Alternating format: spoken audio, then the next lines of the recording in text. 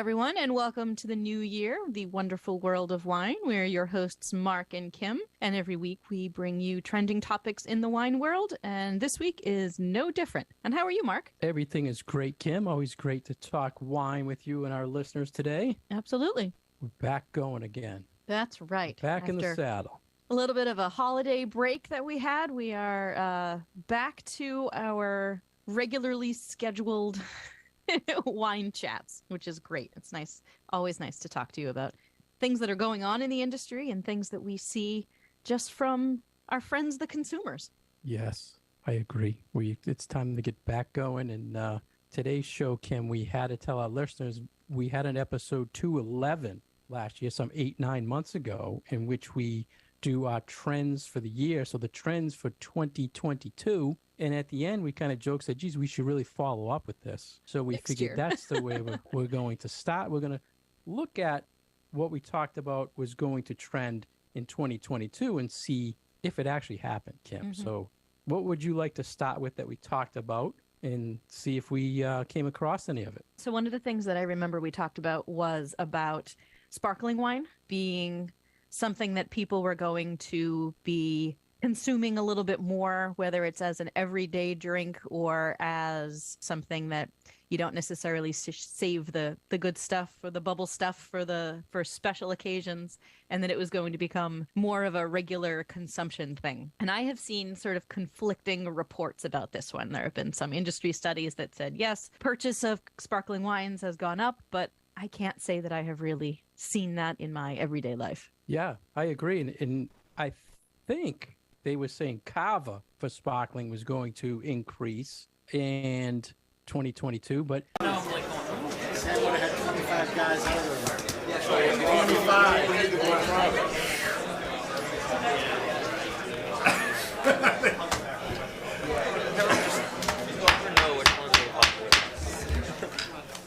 Good evening. Time being 7 o'clock, I call the February 1st, 2023 meeting of the Franklin Town Council to order. Please pause for a moment of silence.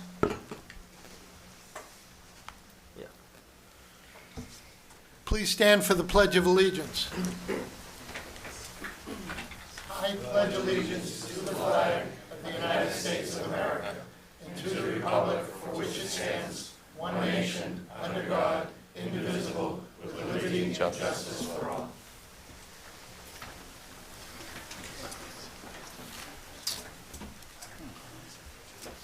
Announcements from the chair. Recording in progress.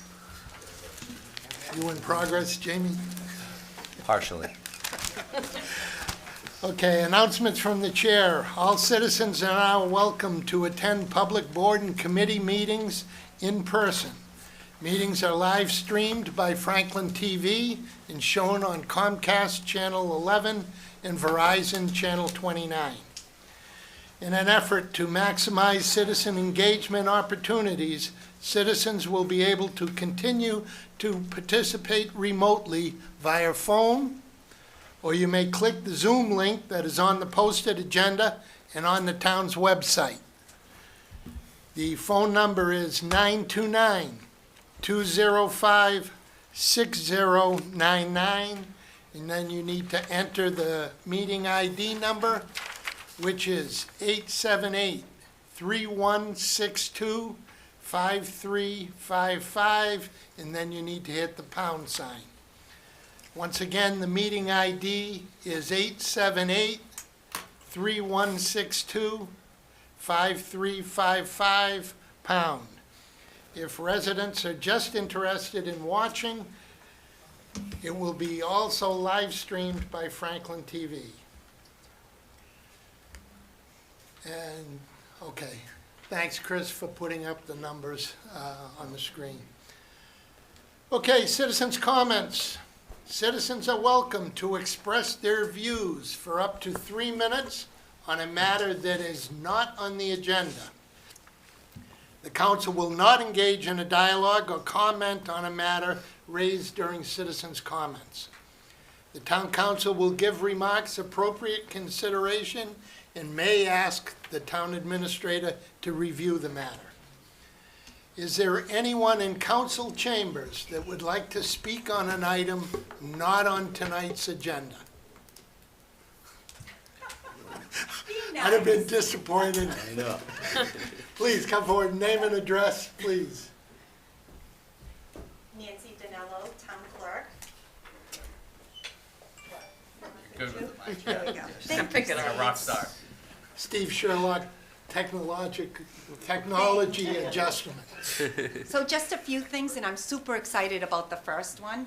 Tomorrow night, our state representative, Jeff Roy, along with myself, will have the distinct privilege of presenting the Boston Post cane to our newest recipient, Mrs. Lorraine R. Nasuti Spencer. I'm sure a lot of us know her here. Yep. She's our oldest resident. She was born May 11th, 1921. She'll be 102 in May. God bless her. Mrs. Spencer was born here in Franklin on her family homestead on North Park Street, the youngest of 10 children. She has many fond memories of growing up here in Franklin during the Depression, including time spent at her family's store, attending Franklin Public School, and the many activities throughout the town that she was involved in. Mrs. Spencer graduated from Franklin High School in 1939. After graduating, she worked for many years at the Curity Mills in Walpole and aided in the war effort by making airplane parts. In 1954, Lorraine married Matthew Spencer, and together they raised 7 children, most still residing here in Franklin. Sadly, Matthew passed away in 1972.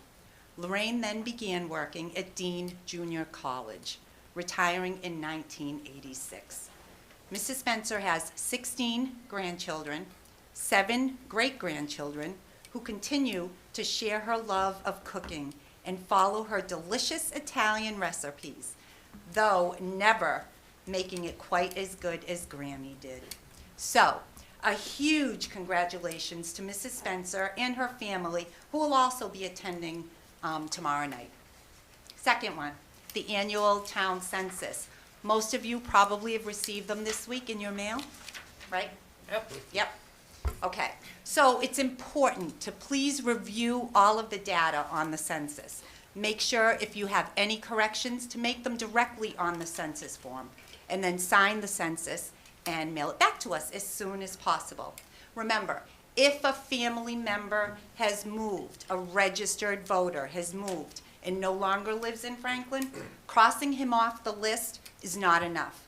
I can't delete that individual off of the voter roll without his or her signature. So please, if possible, make sure you get their signatures. We are also in the process of dog registration. Remember to register those pups, Tom. Riley got Done. hers today Today. by April 1st to avoid any late fees.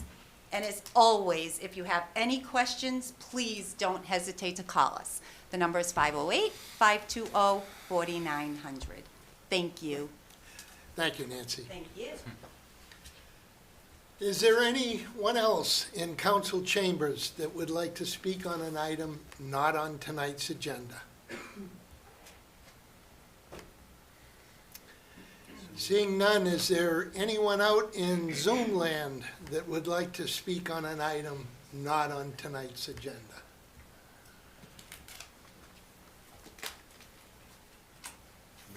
I don't see anything. Okay, moving on. Next item on the agenda is approval of minutes. I'd entertain a motion to approve the minutes from January 18th. So moved. Second. Motion and a second. Discussion, additions, deletions? Seeing none, the vote will come on the motion. All those in favor signify by saying aye. Aye. Opposed? Motion carries. Proclamations and recognitions, we don't have any this evening. Appointments, we have 2 this evening, and I'd ask the fire chief to please come forward.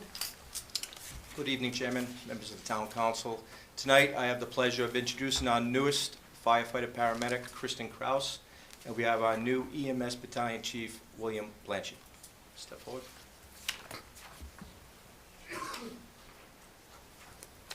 Kristen, if you could take a step forward. Kristen grew up and lives in the town of Mendon.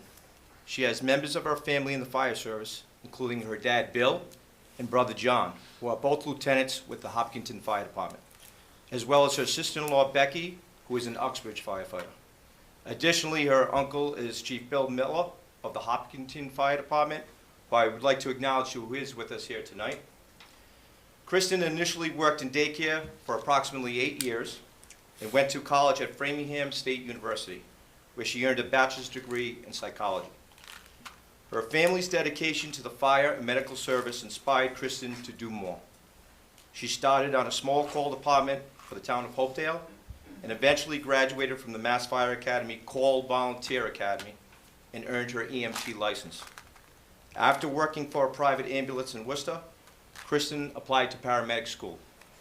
Throughout paramedic school, she worked as a tech on the pediatric floor at the UMass Trauma Center. Kristen is scheduled to begin at the Mass Fire Academy on March 27th. After being sworn in by our clerk, Kristen's badge will be pinned on by her father, Lieutenant Bill Kraus, Hopkinton Fire. Hi, Kristen. Congratulations. I'm going to ask you to raise your right hand and repeat after me, okay? Can you hear me? Can everyone hear me? Yep. Yes. I, Kristen Kraus. Do solemnly swear. To faithfully execute the duties. As a firefighter paramedic. For the town of Franklin. With respect.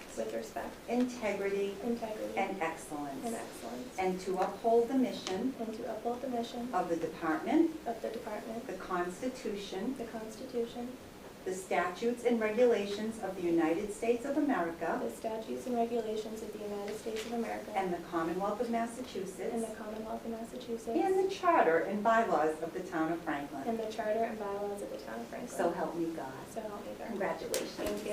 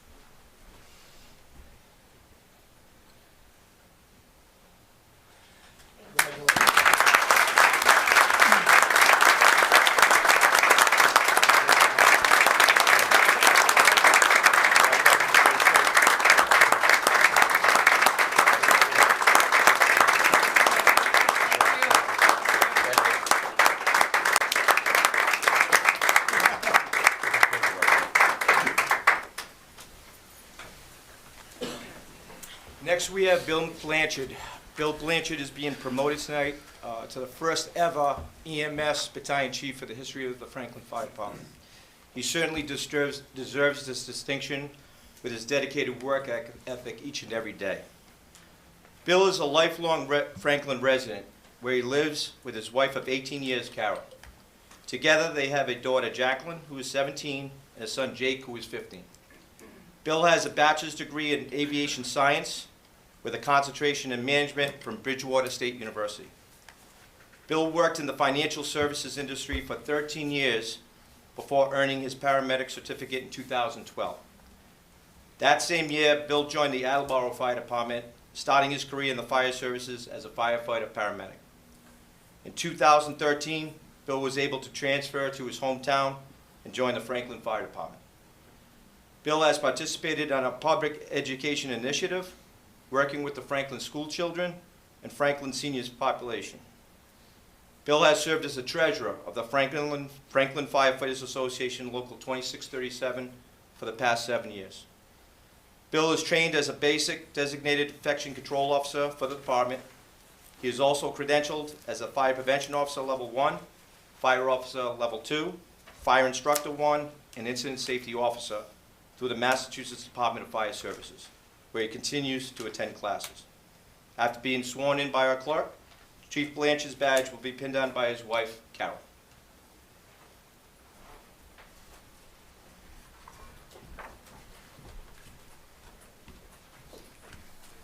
I'm going to ask you to raise your right hand and repeat after me.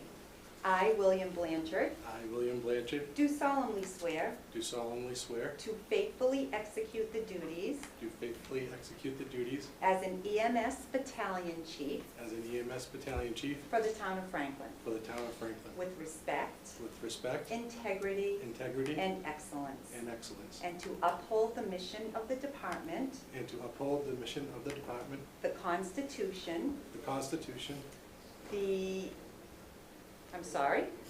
statutes and regulations of the United States of America, the statutes and regulations of the United States of America, and the Commonwealth of Massachusetts, and the Commonwealth of Massachusetts, and the charter and bylaws and the charter and bylaws of the town of Franklin. of the town of Franklin. So help me God. So help me God. Congratulations.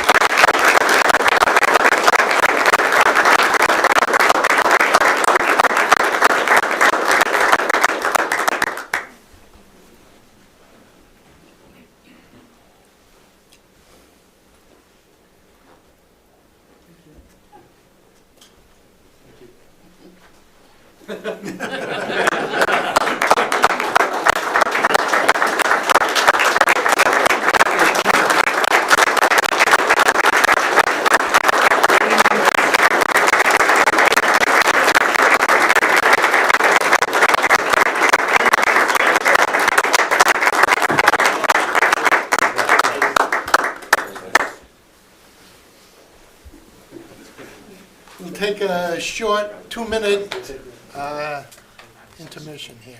The whole, Recess. the whole fire department's here, Mr. Chairman. Yeah, I accused the chief of bringing them all, but I think it was Bill that brought them all. We'll take a 2-minute recess. They're out in the waiting room, the standing room only section. Some sugar in them. And what changes is what is the sweet wine itself? Is it a Moscato versus is it a Riesling versus is it White Zinfandel? You know, Right. if you go back decades and kind of follow the trends of, well, where did the sweet wine land, you know, in this particular time period? There's always going to be something in the market that has that residual sugar to it. And it's just what is the particular wine at any point in time that fits that category. So not a style that's ever going to go away. I just feel like it changes its mask every once in a while. Yeah, maybe the classic sweet wines have always trended a little low, like the Sauterne or Tokai, things like that. They're Yeah, not but those very are dessert popular. wines. Yeah, You know, those but aren't like that's- sweet table wines. Yeah. And I think that there's a difference. Well, maybe that's kind of what they were hinting at. Maybe they were thinking dessert wine, classic dessert wines are going to drop, and they were always pretty low anyway. but- Yeah.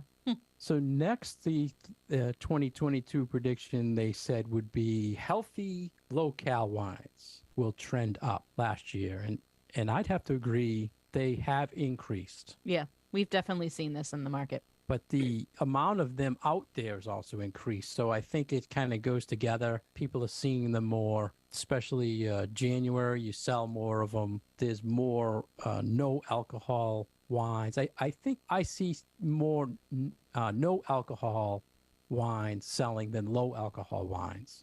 Interesting. Do you see any demand, people wanting to be educated in what's a healthy wine or what's a low cal wine, or do people ask We that? definitely get some questions about like low alcohol or no alcohol cocktails and things like that. As far as wines go, I think we get questions, but not necessarily requests for like recommendations. It's more of a, hey, what do you think about ...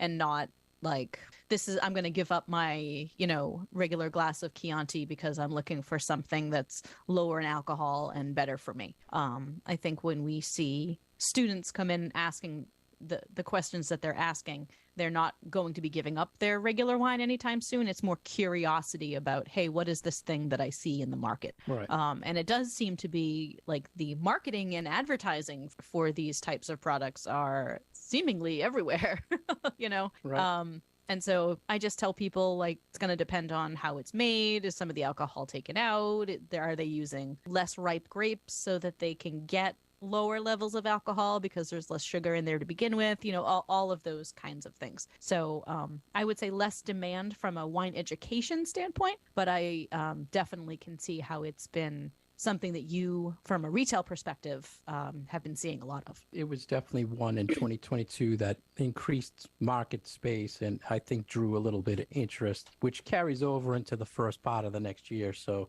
it did increase a little bit. So I'll give them that one. The VinePair article I want to talk about was the most viral stories for 2022. And there was a prediction or the talk about in 2022, Taylor Swift had mentioned wine and saying something about cheap. Oh, it was about cheap rosé with screw caps. Yeah. Cheap screw top rosé. So do you think something like that last year was bad and something that will trend into this year? No, I think it's more of a recognition that something like rosé is part of our normal culture now. I don't think that it's going to be that someone's going to listen to our song and be like, oh, screw tap rosé, that means that all rosé is bad or all screw caps are bad. I just think it's bringing more awareness of a style of wine. And hey, I kind of feel like any awareness of wine in a younger generation is a good thing, as long as they're old enough to drink. And last year, 2022, it's all we tried to do here with the show was to bring some awareness to wine. So that prediction came true. We kept bugging the listeners with our talk about wine. That's right. Was there bugging everybody about wine? We talked about, Kim, that we thought would happen last year that didn't or did that you can think of? And then I'd like to talk about what we saw. Yeah, I mean, we did talk a lot about supply chain issues, sort of the economics of wine, which I don't think that at the beginning of 2022, we were really prepared for quite the inflation that happened in the second half of the year. So with the cost of everything going up, I certainly know that beer prices have really gone up, and I've seen a little bit of an increase in wine prices when I'm buying things for classes. But I think that is something. We were having pizza tonight. Call the February 1st meeting back to order. Next item on the agenda, hearings. We don't have any this evening. We do have 2 license transactions. The first one is new section 15, all alcoholic beverages retail package store license and approval of Scott Corvey as the manager. Mad Deli Inc., doing business as Dacey's Market in Delhi, located at 353 Lincoln Street. Clerk will read the license transaction. Thank you, Mr. Chairman. This is a license transaction for new common victualers, subsection 15, all alcoholic beverages, retail package store license for Mad Deli Incorporated, doing business as Dacey's Market in Delhi, 353 Lincoln Street, Franklin, Mass. 02038. Mad Deli Incorporated, doing business as Dacey's Market in Delhi, seeking approval for new subsection 15, all alcoholic beverages, retail package store license, and to approve the manager, Scott Corvey. All departments have signed off on this application, and this is a motion to approve the request by Mad Deli Incorporated, DBA Dacey's Market in Delhi, for new section 15, all alcoholic beverages, retail package store license, and to approve Scott Corvey as the manager. Second. Motion and a second. Discussion. Jamie? Through you, Mr. Chairman. So this is pretty straightforward, but as outlined in the packet, this is the special legislation that was filed by the council in the fall, and just want to give a shout out to Rep. Roy and Senator Spilka and Senator Roush for getting this done so quickly. I think it literally got done on the second to last day of the legislative session, which is huge, because if that had not got done, we'd be back here now filing the bill again, waiting for it to go through the process. So their efforts are certainly appreciated. But as outlined earlier, in October, the legislation does not provide the license. It provides to come back to have a hearing at the council level to authorize the license. The legislation did not grant it automatically. It still comes back to the local licensing authority, and is also outlined here in the license transaction and in the memo. As per usual, all departments have signed off on this application. So happy to answer any questions that folks may have. Thank you. Thank you, Jamie. Questions or comments from the council? Councilor Chandler. Through you, Mr. Chairman, to Town Administrator. I see after we approve this, we have a year to granted, but it would be approved right away. Yeah, that's correct. It would go to the ABCC, and turnaround time, through you, Mr. Chairman, the turnaround time's about 6 weeks these days. Okay. And last question for people at home. This will open up another beer and wine to give out, correct? All alcohol. All alcohol. No, once he gets out, his beer and wine. If it gets through, Mr. Chairman, it gets forfeited. So it just disappears. It does not stay on our quota. It replaces that one entirely. Oh, so we will not have, okay. The town will not have another +1 for beer and wine. Mark? Because his original beer and wine license is also because of special legislation. It's not one of the. Oh, I didn't see that, okay. Thank you, that clarifies that. Thank you, Mr. Searle. You all set, Councilor All Chandler? set, Mr. Chairman, thank you. Any other questions or comments? Any questions or comments?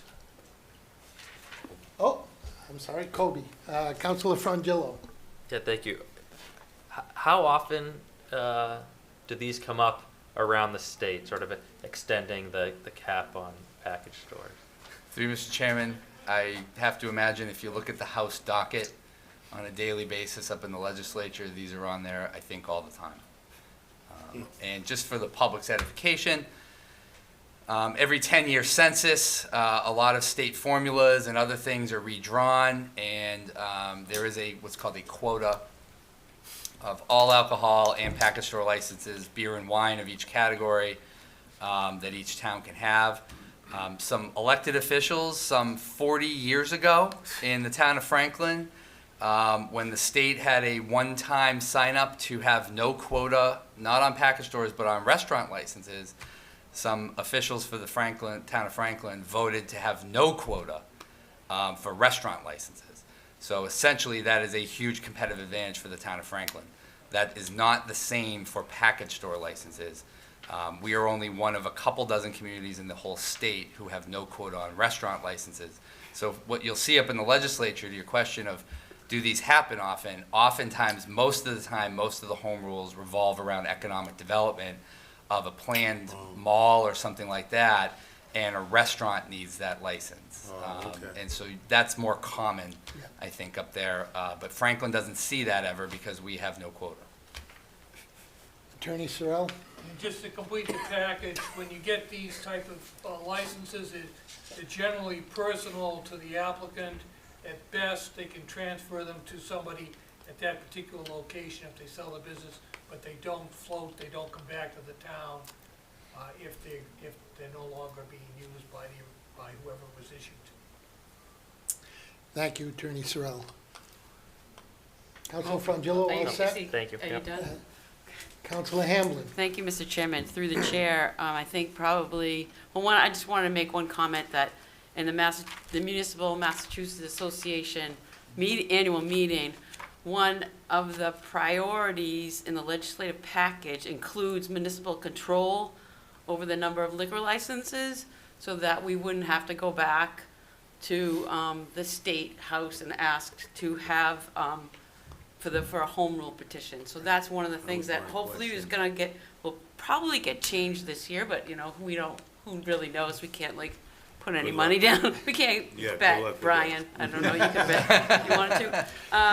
But I had a question about, the process, because, the amount of licenses that we have is regulated by how many people are in our town.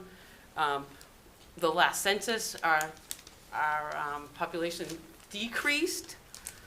Is there any possibility that some of these licenses could get revoked because we have less people, or is it, or are they safe? I guess it's because it could be a risk. That's kind of what my question was about. Through you, Mr. Chairman, the quick answer is no. I think there would be a pretty stiff lobbying effort from a lot of angry people who have invested, their life in whatever business it is, and to have that revoked. I do anticipate, but I can't commit to this because I don't know, but I would anticipate that the town would not see any increase in its package store quota, just because you have to hit population thresholds in order to do those. So from a package store perspective, off-premise consumption, this would be the format the council here would have to do for the foreseeable future. Okay, thank you, Jamie. Thank you, Mr. Chairman. Thank you, Councilor Hamblin. Any other questions or comments from the council? Anyone in council chambers? Seeing none. Oh, I'm sorry. Please come forward. Name and address, please. My name is Kyle Viera. I'm actually counsel for Lincoln Street Marketplace, who is a licensee that's 0.2 miles down the road from this new proposed store. I'm going to keep this simple. In the Commonwealth of Massachusetts, really, the board is supposed to look at here whether or not there's a public need for another all-alcohol license here. And the facts of the matter here are there is no public need for another license when there's an all-alcohol store 0.2 miles down the road. And I understand that this board has previously denied licenses or similar licenses on the basis of proximity to existing stores. And this store is in a quiet area of town. I don't see why the town of Franklin needs another all-alcoholic beverage license in a quiet area of town when it's already more than adequately serviced by the existing store in the area. And I do understand that the petitioner here has made arguments that he would like to sell products such as High Noons or vodka sodas, things of that nature. But, quite frankly, that doesn't really matter because competition really doesn't matter. It's public need for the town of Franklin. And the town of Franklin does not have a public need for this store. So I'm not really quite sure why we're here. This is also a special legislation license. It's not a quota license. So there's more scrutiny given to some sort of license that's given through a legislative process that's not given by, the quota population, which is actually, as we've said, decreasing. So, our position is there is no need for this license, and, the town of Franklin should deny it. Thank you. Thank you. Is there anyone else? Please. Just identify name and address, please. Yeah, hi. My name is Taral Nayak, and I am a part of this industry. I have businesses around, and I've seen a lot of approvals and disapprovals of licenses and stuff like that. There was a big license move that was supposed to happen between one of the stores that didn't go through. I always keep tabs of different towns' agenda, so just part of my knowledge, So I saw this item on a Franklin agenda, and I thought, why don't I go check it out, what's happening? Because generally, when these kind of transfer happen, there is a possibility where the recipient party might try to, move forward with it. Because if they don't have a capability of running it, or if they don't have a capability of competing with the neighbor, they might try to sell it. So I thought maybe I'd go and, witness this thing. And to be honest with you, I've never seen such a relaxed special legislation getting approved. I've been to a lot of town meetings. And it's a pretty, commonly, I think it's going to be given it to them. And I think that they should look more in detail that what is other purpose behind something like this would be. Just ready to drink. I understand every 5,000 population there is one license. I know the regulation part of it. I know how the legislations are getting passed and so forth. But this looks pretty relaxed, honestly, So, and if something is well served, I am in the business. There is enough competition in the market. They don't need more packaged store, I swear to God. Because the margins are getting thinner and thinner in the business as well. So, I don't think that there is a monopoly here where customers are getting, less competition and they're getting charged more money. My friend also owned, I know a lot of people in the business. I know many people who own stores around here too, in Franklin, matter of fact. I don't think it's good, I don't think you need more license. Look into it in more detail.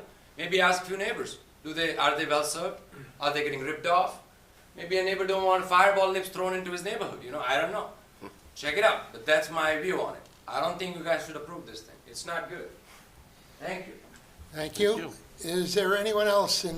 Just name and address, please. Larry Sullivan, 561 Lincoln Street. And I second what he said. As an iron worker working in many cities, I'd rather not see the place turn out like Jamaica Plain, where there's a liquor store and a pizza joint every corner. Thanks. Thank you. Is there anyone else? Please, just name and address, please. Mr. Patel, 3 Natalie Circle in Franklin. I work for a liquor store, I know it, and I see it in my neighborhood and everywhere else too. The little nips are everywhere, and I've seen, I go to Lincoln Street Market, I sometimes work there too, and I see no point in 2 Point Mile, Daisy's, to have a full liquor license to compete with a neighborhood town. I mean, customers are very well liked, very well served in that gas stations, last convenience store, which a lot of kids come to. You don't need another liquor license within the school district to have full license there, when we already have one, which has good relationship with the town, people, and the community. So if a complaint comes along, oh, I see too many nips on the side, do we need another store to do the same, what a neighborhood to go and pick up on nips on the things? And there's plenty of liquor store in Franklin. I've been in residence of Franklin for 43 years, and I've seen so many liquor stores come and go, but none that close in 2 Point Mile, a liquor store is always said, it can't be one more than a 5-mile distance or less. It's never been like that. So I don't see the approval of legislation to say, okay, 2.2 miles, you can have another liquor store. It's not compatible for anybody. To raise prices, it's not convenient for anybody, any customers or anything like that. That's all I have to say. Thank you. Is there anyone else in council chambers? Okay, anyone else in Zoom land? I don't s- Please. Just name and address, please. I'm Scott Corby at Daisy's, and I just wanted to explain the situation for everybody too, is everybody wants competition, or saying there's too much competition. It helps bring the neighborhood together. I sell food, I sell beer and wine as it is now. The market is trending the opposite way from the beer and the market industry and the wine. It's going into the ready-to-made drinks. All I'm trying to do is make a living like everybody else and be competitive to help my customers stay in one location where they don't have to go to get sandwiches or steaks or whatever and then go to another store. That's all I really have to say, and I just thank you for the opportunity. Thank you. Is there anyone else? Okay, I'm sorry. Please. Name and address, please. My name is Kronal Contractor, and I'm one of the owner of Lincoln Street Market that we are coming here to oppose for this liquor license. Now, just the shop owner say there's a competition, he wants to stay in competition, but the competition doesn't matter. It's too close to have 2 liquor stores. And recently I was on a Facebook page on the town, and people are complaining about the nips. And I saw one of the comment, it says that when the Daisy's Market used to be a liquor store, they are in the neighborhood, there are too many nips that they had to control, and that kind of problem. So if we adding on the liquor store, that might increase another same kind of problem in future. So I'm here to oppose the license, liquor license. Thank you. Thank you. Is there anyone else in the audience? Please come forward, name and address.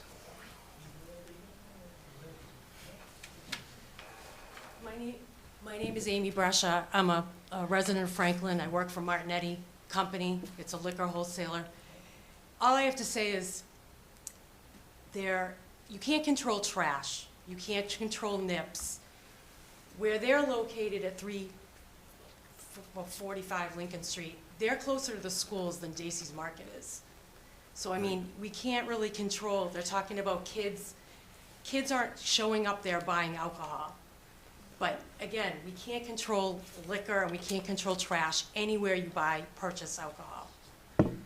So, I mean, we just want Scott just needs a fair way to, be competitive with everybody else, bring the neighborhood together, have all his customers shop in one store and not have to go to multiple places.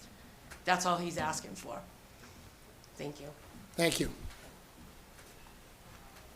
Is there anyone else in the audience?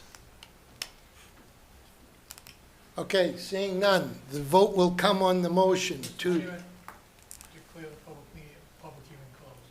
It wasn't a public hearing. Yes, it is. It was a It's a license public hearing. transaction. It was a license transaction. No, it's a public hearing. There was publication, newspaper, there was notice to abutters, it's a public hearing. It was never put on our agenda Well, I that mean, way. that's why it's always been listed as a separate liquor transaction, but it is a. Thought we had a public hearing before on this. Yes, we did. in October and November. We had a public hearing on this. For requesting the special home rule legislation. It came back for process to determine whether you were actually going to issue the license. You were given the authority by the legislature after a hearing with notice to go ahead and issue the license if you wanted to. But this has been a public hearing. Okay, I'd like to see this gotten together before we have a meeting. Sure. So that I get the proper, I mean, everybody sees the agenda. And we look foolish when we're sitting here and you're coming in at the last minute telling us this.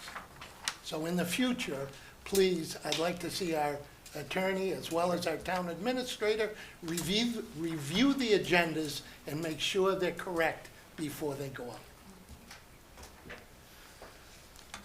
Okay, I'll declare the public hearing closed. Does that cover us legally? Yes. Okay. Now the vote will come on the motion to approve the liquor, all alcoholic beverage retail package store license and approval of Scott Corvey as the manager. All those in favor signify by saying aye. Aye. Aye. Opposed? No. Motion carries. 8-1, sir. The next is transfer of section 15, wine and malt beverage package store license and approval of Vrashank Patel as the manager at 660 Central LLC, doing business as Mobile, located at 660 West Central Street. Clerk will read the transfer. The license transaction, sorry. Thank you, Mr. Chairman. License transaction, transfer of subsection 15 wine and malt beverages package store license for 660 Central Street LLC, doing business as Mobile at 660 Central Street, Franklin, Mass. 02038. 660 Central LLC DBA Mobile, seeking approval for transfer to its existing subsection 15 wine and malt beverage package store license, presently held by Uzu Corporation, DBA Franklin Mobile, to be exercised in the same location, and approve the pledge of liquor license and approve the manager, Vrashank Patel. All departments have signed off on this application. This is a motion to approve the request by 660 Central LLC DBA Mobile for transfer to an existing subsection 15 wine and malt beverages package store license, presently held by Uzu Corporation, DBA Franklin Mobile, to be exercised at the same location, and to approve the pledge of liquor license and to approve the manager, Vrashank Patel. Second. Motion and second, and I will declare this public hearing open. Discussion, Jamie. Through you, Mr. Chairman, so this is a transaction that is three transactions in one. Obviously, the change, the approval of manager, the pledge of the liquor license, and the transfer of the license over from Mobile Corp to the folks here tonight. I know they're represented by counsel, and I'm not sure if they have anything else they want to add. If you'd like to add, please, just identify yourself. Absolutely, Mr. Chair. My name is Tom Miller. I'm from McDermott, Quilty & Miller in Boston. Here on behalf of the applicant, I am joined by Andy Patel and Vrashank Patel, who is the proposed manager of record. They are excited for this opportunity to come to the town of Franklin and to begin their business operations here if the board will approve this transfer. They both have experience in the industry, working for more than 2.5 years in Uxbridge at a family store and other stores in different areas of the country. They have operated in these stores over that time period without incident. They're good quality operators. Vrashank is a U.S. citizen. He is tip certified. He has, as stated, experience in the food and beverage industry with the sale and service of alcohol, as well as the management of a retail package store. He is also familiar with the ABCC rules and regulations for the sale and service of alcohol, the town's rules in and of himself. As part of this transaction, we, as stated, are asking for a pledge of license to Rockland Trust Company to secure the financing for this overall transaction. And as part of this transaction, they are also, they take the sale and service, the sale seriously. They are going to be implementing scanner technology at the store to ensure that there is no sale to minors. All purchase of alcohol will involve the scanning of licenses for those transactions. They have successfully operated licenses in the state and outside of it. They are quality applicants who are excited to come to the town. And we want to thank you for taking the time to hear us tonight and hear this application. And we're happy to answer any questions the board has. Thank you very much. Since this is a public hearing, I'll go to the public first. Is there anyone in the council chambers that would like to speak to this license transaction? Is there anyone out in Zoom land that would like to speak on this license transaction? I'll go to the council. Is there anyone on the council that has any questions? I will declare the public hearing closed, and I'll now ask for a vote on the motion for the transfer of Section 15 wine and malt beverage package store license and approval to Vrashank Patel as the manager at 660 Central LLC, doing business as Mobile, located at 660 West Central Street. All those in favor signify by saying aye. Aye. Opposed? Motion carries. Thank you, Mr. Chair. Thank you. Thank you. Thank you, sir. Good luck. Thank you. Good luck. Thank you. Stop by anytime. Okay. Moving on. The next item on the agenda is presentation and discussion. And it's, we have fortunate to have the Tri-County School Building Project. And Karen McGuire, the Tri-County Superintendent, is here with us. Please. All yours. Sweet.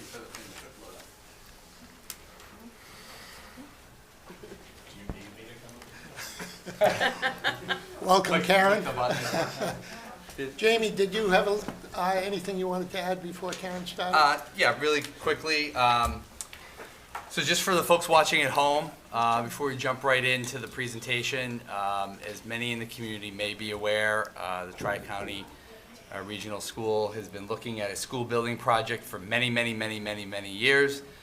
This is by far the furthest along that the school district and school committee have brought it forth. And so we invited in Superintendent Karen McGuire and the staff to do an overview and a presentation of what the game plan looks like and some of the details. So take it away. All right, thank you very much, and thank you, council members, for having us here. I'm Karen McGuire from Tri-County, and to my left is Dan Haynes. He's our business manager. And to my right, we have Dr. Peter Wernicke, who's a member of the town of Franklin and one of our school committee representatives. And hiding in the audience is Jen D'Angelo, who's our newest school committee member from the town of Franklin. So thanks for having us here, and thank you, Jamie. As Jamie had indicated, Tri-County had put in for to be accepted into the MSBA building project pipeline a number of times. I think the first time that they tried was in 2016. I'm just starting my second year. Actually, not just starting, I'm kind of halfway through my second year. It's flying by. As the superintendent at Tri-County, and I came to Tri-County just after the school had been accepted into the MSBA pipeline for the core renovation project. So Tri-County, as you know, is right here in Franklin, right up the street, and we serve the students from 11 member communities throughout the area.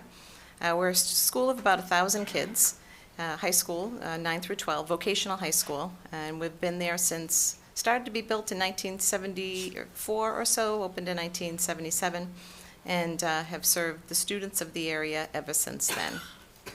A lot of your business owners here in town are Tri-County graduates. We have one that's opening up a restaurant right across the street here, The Shed, that restaurant. He's a Tri-County graduate, so it's nice to see when they come and give back to the community. So as far as the MSBA pipeline goes, the project process is in 8 steps, and it spans over a number of years. Again, the eligibility piece was a couple of years ago. They formed the project team, and then once we were invited into the project pipeline, we completed what was called the feasibility study. And if you've ever done projects of your own, which I know you have here in the town of Franklin, you know that how that process works, where you have to, you come with your ideas and you still have to investigate whether you're looking at a remodel with an addition, or a new building. When I was hired at Tri-County a year ago, Dr. Wernicke was one of the people that interviewed me, and they were very focused on Tri-County being a remodel. In fact, that the school that I had come from, that was what my experience was, to tell you the truth. And to run a school while it's being remodeled is not an easy thing to do. So they were looking for someone that had that experience, because to be honest with you, that's what we thought we were looking at. We thought we were looking at a renovation while kids were in the building. After going through the feasibility study, it came to when we had to examine the possibility of a new building, it came to light that actually building a new building was just as expensive as a renovation with a remodel, or just a renovation. I'll skip to the slide and then I'll go back. But this slide demonstrates for you what we came up with the construction, the architect and our OPM had come up with when going through that year-long feasibility study of our property. To do just a base repair of the Tri-County building, and that is to just, as you know, as soon as you start doing anything, you need to bring the whole building up to code. We're looking at $165 million in dollars for just that sort of a project. If we were to not be with the MSBA, if we were to just do the repairs on our own, that's what we would be looking at, the $165 million. The first renovation that MSBA would contribute to would be a renovation of the existing structure, and that came in at $279, close to $280 million. The renovation with an addition in the back, which would involve some of the instructional space and give us some more capacity in the back for programming, was the most expensive option at $282 million. And a new construction on the property it came in at $280,000 as well. If you look at this slide, you can see right in the center of that yellow outlines the Tri-County property line, give or take, and the building in the middle is our current facility. It's a long building with 2 wings that come off each side. And the wings that come off each side are where we house many of our vocational programs. If you've ever been to Tri-County, you know, or worked there, you know exactly what that looks like. We do have 2 stories. We have a library, media center up in an auditorium on the 2nd floor. Many of our academic classrooms are on the 2nd floor. But we've not done, other than a roof project that was a couple of years ago, and 1986 they had done some major work to the gymnasium. Other than that, the structure as it was built in the 70s is still what you see today. A lot of the infrastructure work that would have needed to be done to retrofit the building was really what added to that cost of a brand new building, of a renovation rather than a brand new building. We looked at many areas on the property to see where would it make the most sense to build a new building. What we were trying to avoid was putting the building close to the neighbors. If you live on any of the roads that go around Tri-County, the last thing that you want to do is have a 3-story building now in your backyard where it was once fields. So we very much tried to keep that in mind when we were preparing the schematics for what would be the new building. The proposal that we have now is a rectangular shaped building that would be up. If you look back at this model, you can see where the solar panels are now. The proposal is to put this building exactly where the solar panels are, and then build parking lots in front of it and put the fields where the existing building was. The solar panels would incorporate back through the project somehow, most likely on the roof and through carports throughout the property, and then maybe in some other areas. But the idea is to incorporate those as well, because we certainly use those in our energy efficiency at Tri-County. As I said, it would be a rectangle-shaped building with a courtyard in the middle. Our high bay vocational programs, things like automotive, metal fabrication, engineering, electricity, carpentry, and so forth, would be on the first floor, with academic classrooms and science labs across the hall so that we could get more integrated teaching into the curriculum for both vocational programs and our academic areas. The auditorium and the locker rooms would also be on the first floor. Another piece of this building, and again, if you've been to Tri-County, you know that in order to come to our culinary program or cosmetology or graphics or any of our vocational programs that service the area, you actually come right into the school building. You're walking in where the kids are in class, and in 1970s that was a good idea, but in 2023 it's not such a good idea to just open the building and have people come in. This model would give us an opportunity to have a customer entrance that's locked into that area where only cosmetology, culinary, and our early ed program would be, that only have access to those areas.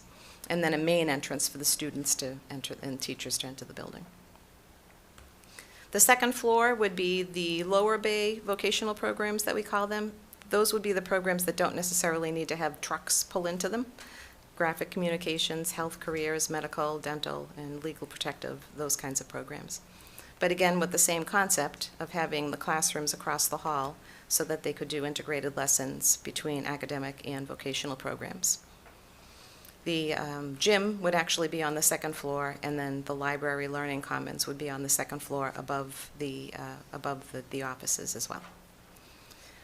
Because of the 1,000 students that we have at Tri-County, we would need to also add a third level of that floating area that you see would be a third story in the front of the building only to consist of academic classrooms so that we would be able to have the vocational and academic programs like we do now, where we have academics on 1 week for the students, for half of the students, and vocational on the other, and they flip back and forth.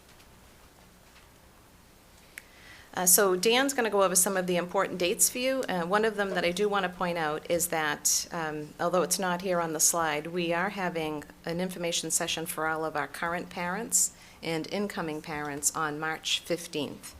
We've had 3 community presentations already that we've invited members of the general public to come, and we're doing one specifically for our own current parents and the parents of the incoming 8th graders as well, and that will be on March 15th.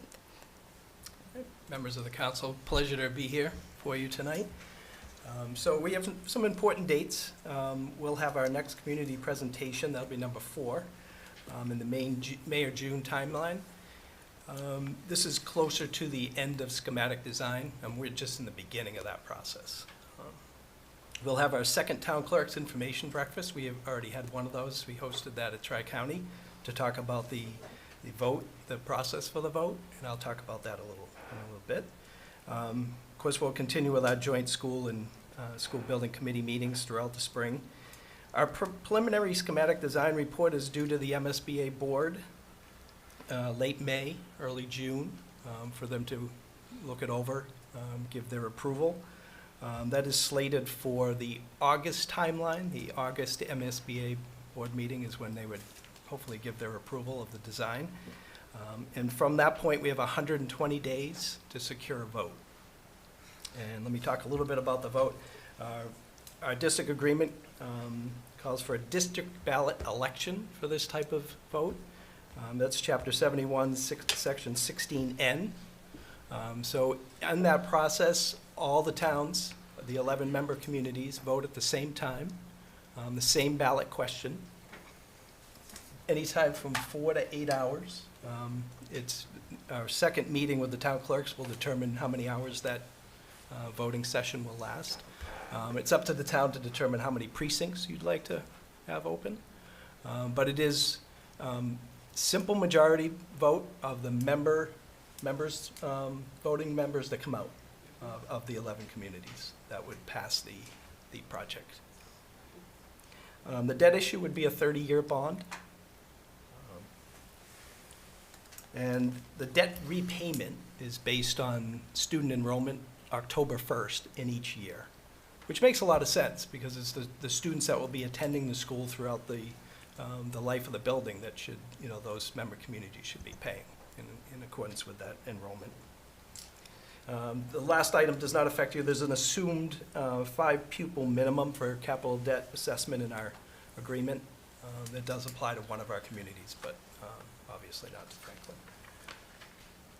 So the last slide is, these are our October 1st, 22 enrollment numbers compared with the October 2021 numbers. The 22 numbers have not been certified yet by the state, but I did want to present those just to give you an idea of what the changes are, especially for Franklin. You have 7 additional students in this year. These 10-1-22 numbers will be used to secure the appropriation and the allocations for the 2024 budget upcoming.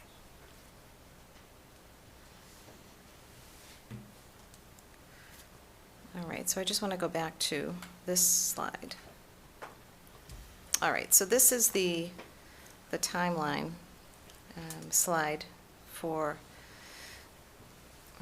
well, there we go. Okay, so this is the timeline where you see that star that's in the middle. That is where we are right now in the project, those 8 steps that I spoke of that are in this project. The year 2023, we're at the place where we've submitted the preferred schematic design to the MSBA, and as Dan said, they'll have a good idea in the late spring what the budget, the real numbers would be. The numbers that we gave to you today are what they call order of magnitude numbers. Those are not the scope and budget numbers. Those are just the rough estimate that the MSBA, conservative estimate, we hope, that the MSBA gives on the building project based on square footage. They'll, as we're finalizing the design, they will come up with what the real scope and budget is, and we'll have those late spring. And again, they'll vote on that at their end of August meeting. From there, we'll move into next year, into 2024, and you can see what the timeline, each step of the timeline as we go along by year. So when Dan speaks of the impact of the project, if approved, on the taxpayers here in the town of Franklin and our other 10 members, it's 2027 that we anticipate that being part of the assessment for the towns.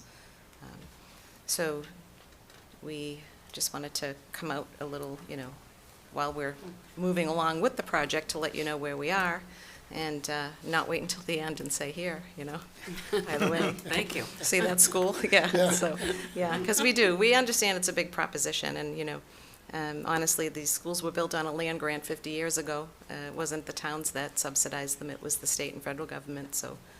And I don't know what they thought was going to happen. They wrote it into the agreement that the towns would be responsible going forward, but I know in my town, we didn't put $10 a month away for 50 years for our old colony building, and I suspect that didn't happen here either. So we're all in the same boat. All these schools are timing out at the same time. They were all built at the same time, and there's 26 of them in the state. Tri-County's one of 26. Only 2 have been rebuilt, but here we are. So we are here for your questions now. Okay. Thank you, Karen. Okay. Questions from the council? Councilor Hamblin. Thank you, Mr. Chairman. Thank you so much for being here tonight. I went to your website, and I noticed all those photographs of all the crumbling bricks and all the areas where people with disabilities can't get. And then you brought up the fact that the customers go in where the students are too. There's a lot that needs to get fixed. I think it's a good idea to do it without disrupting the students. So your plan is to be able to build the school behind the existing school, right? And then you're going to take that down. Yes. Is that in the timeline too? Did I miss it? Yeah. So it's the second one up from the end. Okay. It's the existing building demo work and site work. So that is part of the timeline, 2027. Yeah, it is. And again, that wasn't the thought. We didn't think we'd be here today talking about this. We really did think that it was going to be. In fact, I was told in no uncertain terms that there was not going to be a new building. And, yeah, so, but here we are. And there's a lot that needs to be done there. It's true, it's a broken building. There's just no way around it. It is. I think everyone should go look at your website that you put on this presentation to really notice it. I just wanted to say, I was going to ask you about the solar field, and I'm glad that you're going to keep that or incorporate that into the building. I love the green roof, and I was wondering if you would be doing other green things like a geothermal or some kind of fun, exciting green building like that. Yeah, so we are trying to incorporate as much green energy as we can in our programs and in the building. It's certainly an industry, many industries that incorporate it into the green energy right now. There are some grant opportunities that we're kind of going back and forth with, both federally and through the state of Massachusetts, to see if we can offset some of that piece of it. And for that reason, especially with relocating those solar panels, we have a call next week that we'll talk more about that to see if we can get some programming involved with the grant program involving our kids to try to get that project done, and that it wouldn't be folded into the cost of this. Yeah. Yeah, that's awesome. Yeah. That's great. Thanks. Yeah. Thank you so much for being here tonight. Thank you, Mr. Chairman. Thank you. Thank you, Councilor Hamblin. Councilor Frangillo. Yeah, thank you. Through you. Thank you very much for being here and presenting on this. I was wondering how, I guess I had two questions. One is around grants that you had just touched upon. It's my sense that with exponentially rising college costs and new clean energy sort of labor vocational workforce needs, that both the state and federal government would be having a renewed resurgence of support for vocational and technical schools. Are you seeing grant opportunities that reflect that currently, Yes. or do you expect them? Yeah, so that's a great question, and someone's going to think that I asked you to ask me that. Because I'll talk to you about some legislation.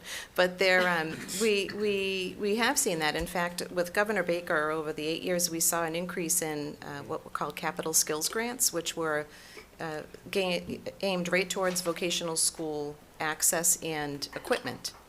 And Tri-County was the recipient of a few of the capital skills grant programs. And one of the things that we asked Governor Baker on his way out of office was to see about the structures. What can we do about the structures? It's great to have the programs that are in place to pay for the equipment, but somebody needs to pay for the buildings to put them in. And what we have right now, I'm involved in the Mass Association of Vocational Administrators, and we do have some legislation that we've put through the lobbying group that we're working with that's asking for $3 billion of the millionaire's tax money to be allocated towards building vocational school buildings that are in the MSBA pipeline. Right now, there are about 9 schools that are in that pipeline. They impact 119 communities. If all 119 communities could say, hey, we need to do this, then hopefully we'll be able to get some momentum on that. I'll send that to you through Jamie. I know that he was involved last year when I had asked him. We had also, one of the things that we're concerned about is the reimbursement from the MSBA is woefully inadequate for a vocational school. They have templates on how to build elementary schools. They have templates on how to build high schools. They have templates on how to build schools that come together as a region, but not for vocational schools. And the cost of building a vocational school is exorbitant compared to an elementary school. And the vocational schools, for the most part, the 26 of them, are spread among a region that are also at the same time paying for elementary schools in their own towns and so forth. So you try to bridge this, supporting the kids in the vocational school that are members of your town, and the kids that are coming into 3rd, 4th, and 5th grade in your town. To me, it's from a state and federal level. I think that we really need to be looking at it globally and how to support these schools, get them built, get them off the plate, and then focus on individual town schools. So I'll send that legislation. I think As I said last year, sorry, I lost my train of thought. Last year, Jamie had agreed to support some legislation that we had written to the MSBA, to the state, to increase the board of directors of the MSBA by 2 members. And both of those members would be vocational people, so that when they're talking about reimbursements, when they're talking about funding, the people in the room can have a conversation that has to do with all schools and not just comprehensive schools. Unfortunately, like some other legislation, it made it through all of the hurdles, it made it through Ways and Means, it made it through everything, and then everyone went home. So you know, that's fine, but it's back again, and it's part of this bill that we have. It's in that same bill that we're asking for the $3 billion. We're also asking for an increase in the reimbursement for vocational projects, and also for the 2 seats on the MSBA Board of Directors. Yeah, and some other things. So we'll send that to you through Jamie. He'll get that for you. Please do, that's fantastic, thank you. I do have another question, but yeah, should I ask it now? Sure, go ahead. Okay. The other question was just around trends, so that was trends in funding. I was wondering if you could speak on trends in enrollment. You know, obviously, I think everyone's seeing just fewer, we're not producing as many children in general. I saw that this is the same size footprint as the other one. Are you expecting, again, I think that at some point there needs to be a resurgence in our vocational schools, but there's also a growing movement, it seems like, at least a few towns, adding vocational and technical programs back into their high schools. Does that take away students? Are you seeing enrollment dip from that? Yeah. So I think that people are adding to comprehensive school districts because there's a bigger need. And we've seen over the last couple of years an increase in applicants in vocational schools. Statewide, many of the vocational schools have waiting lists, excessive waiting lists to get in. And so we've seen that is. But Tri-County is staying at 1,000 students, just based on the population of the area. There is no plan to increase the capacity of the seats at Tri-County. They'll still stay at 1,000. A few years ago, we were in a situation where the 1,000 seats weren't met with district kids, and we were taking kids from Attleboro, Bellingham, Blackstone, and so forth, and we still have some of that in our 11th and 12th grade, but our 9th grade this year is 100% students from the 11 communities. It's the first time in a long time that it's been like that, yeah. Wow. Okay, that was all very helpful. I'll echo, I mean, there's a clear need and clearly a support to Franklin as a whole. You guys continue to be great partners and a real asset to town. And so I hope that we show out, and we show out in numbers. Thank you. Thank you, Councilor Frangillo. Councilor Sheridan. Hi, thank you for coming. I was just curious, 50 years is a long time. Is there anything in the school that you don't, just thinking for program rise and things that you, like 50 years ago people wouldn't think about as far as vocational education and vice versa, things that 50 years ago people might be into or not now? Yeah, so over the 50 years, the good thing about the vocational communities is that they partner very, very heavily with industry and labor and business, and in doing so are able to identify the trends of what programs we need and what programs we don't need. So some programs that we had maybe years ago are folded into other programs. I'll take masonry for an example. Masonry is a program that we've folded into our carpentry program. Cabinet making, we've folded into our carpentry program. Collision repair. 50 years ago, it was Bondo and, banging and pulling out dents. Not anymore. It's plastic pieces that you purchase and clip on. So those sorts of things, we folded that program into our automotive program. But then we look at industry trends, and I spoke about this when I was here last year, like cybersecurity. Cybersecurity is a huge industry that is needed everywhere, and we've added it to 3 of our programs at Tri-County. So we do have advisory boards that meet 3 times a year to give us input of industry trends in individual programs, but then broadly we look at the area to see what is something that we need to fill as a labor market demand. Great, thank you. That's a great question. Yeah. Thank you, Councilor Sheridan. Councilor Jones. Thank you, Mr. Chairman. Superintendent McGuire, good to see you again, Peter. You Always a too. pleasure to Thank see you as well. I have one simple way to save you money. Just turn the whole school into one big electrical technology school and Yeah, call there it you a go. day. You know, what do you need all those other programs for? It's a very popular program. I'm just kidding. Yeah.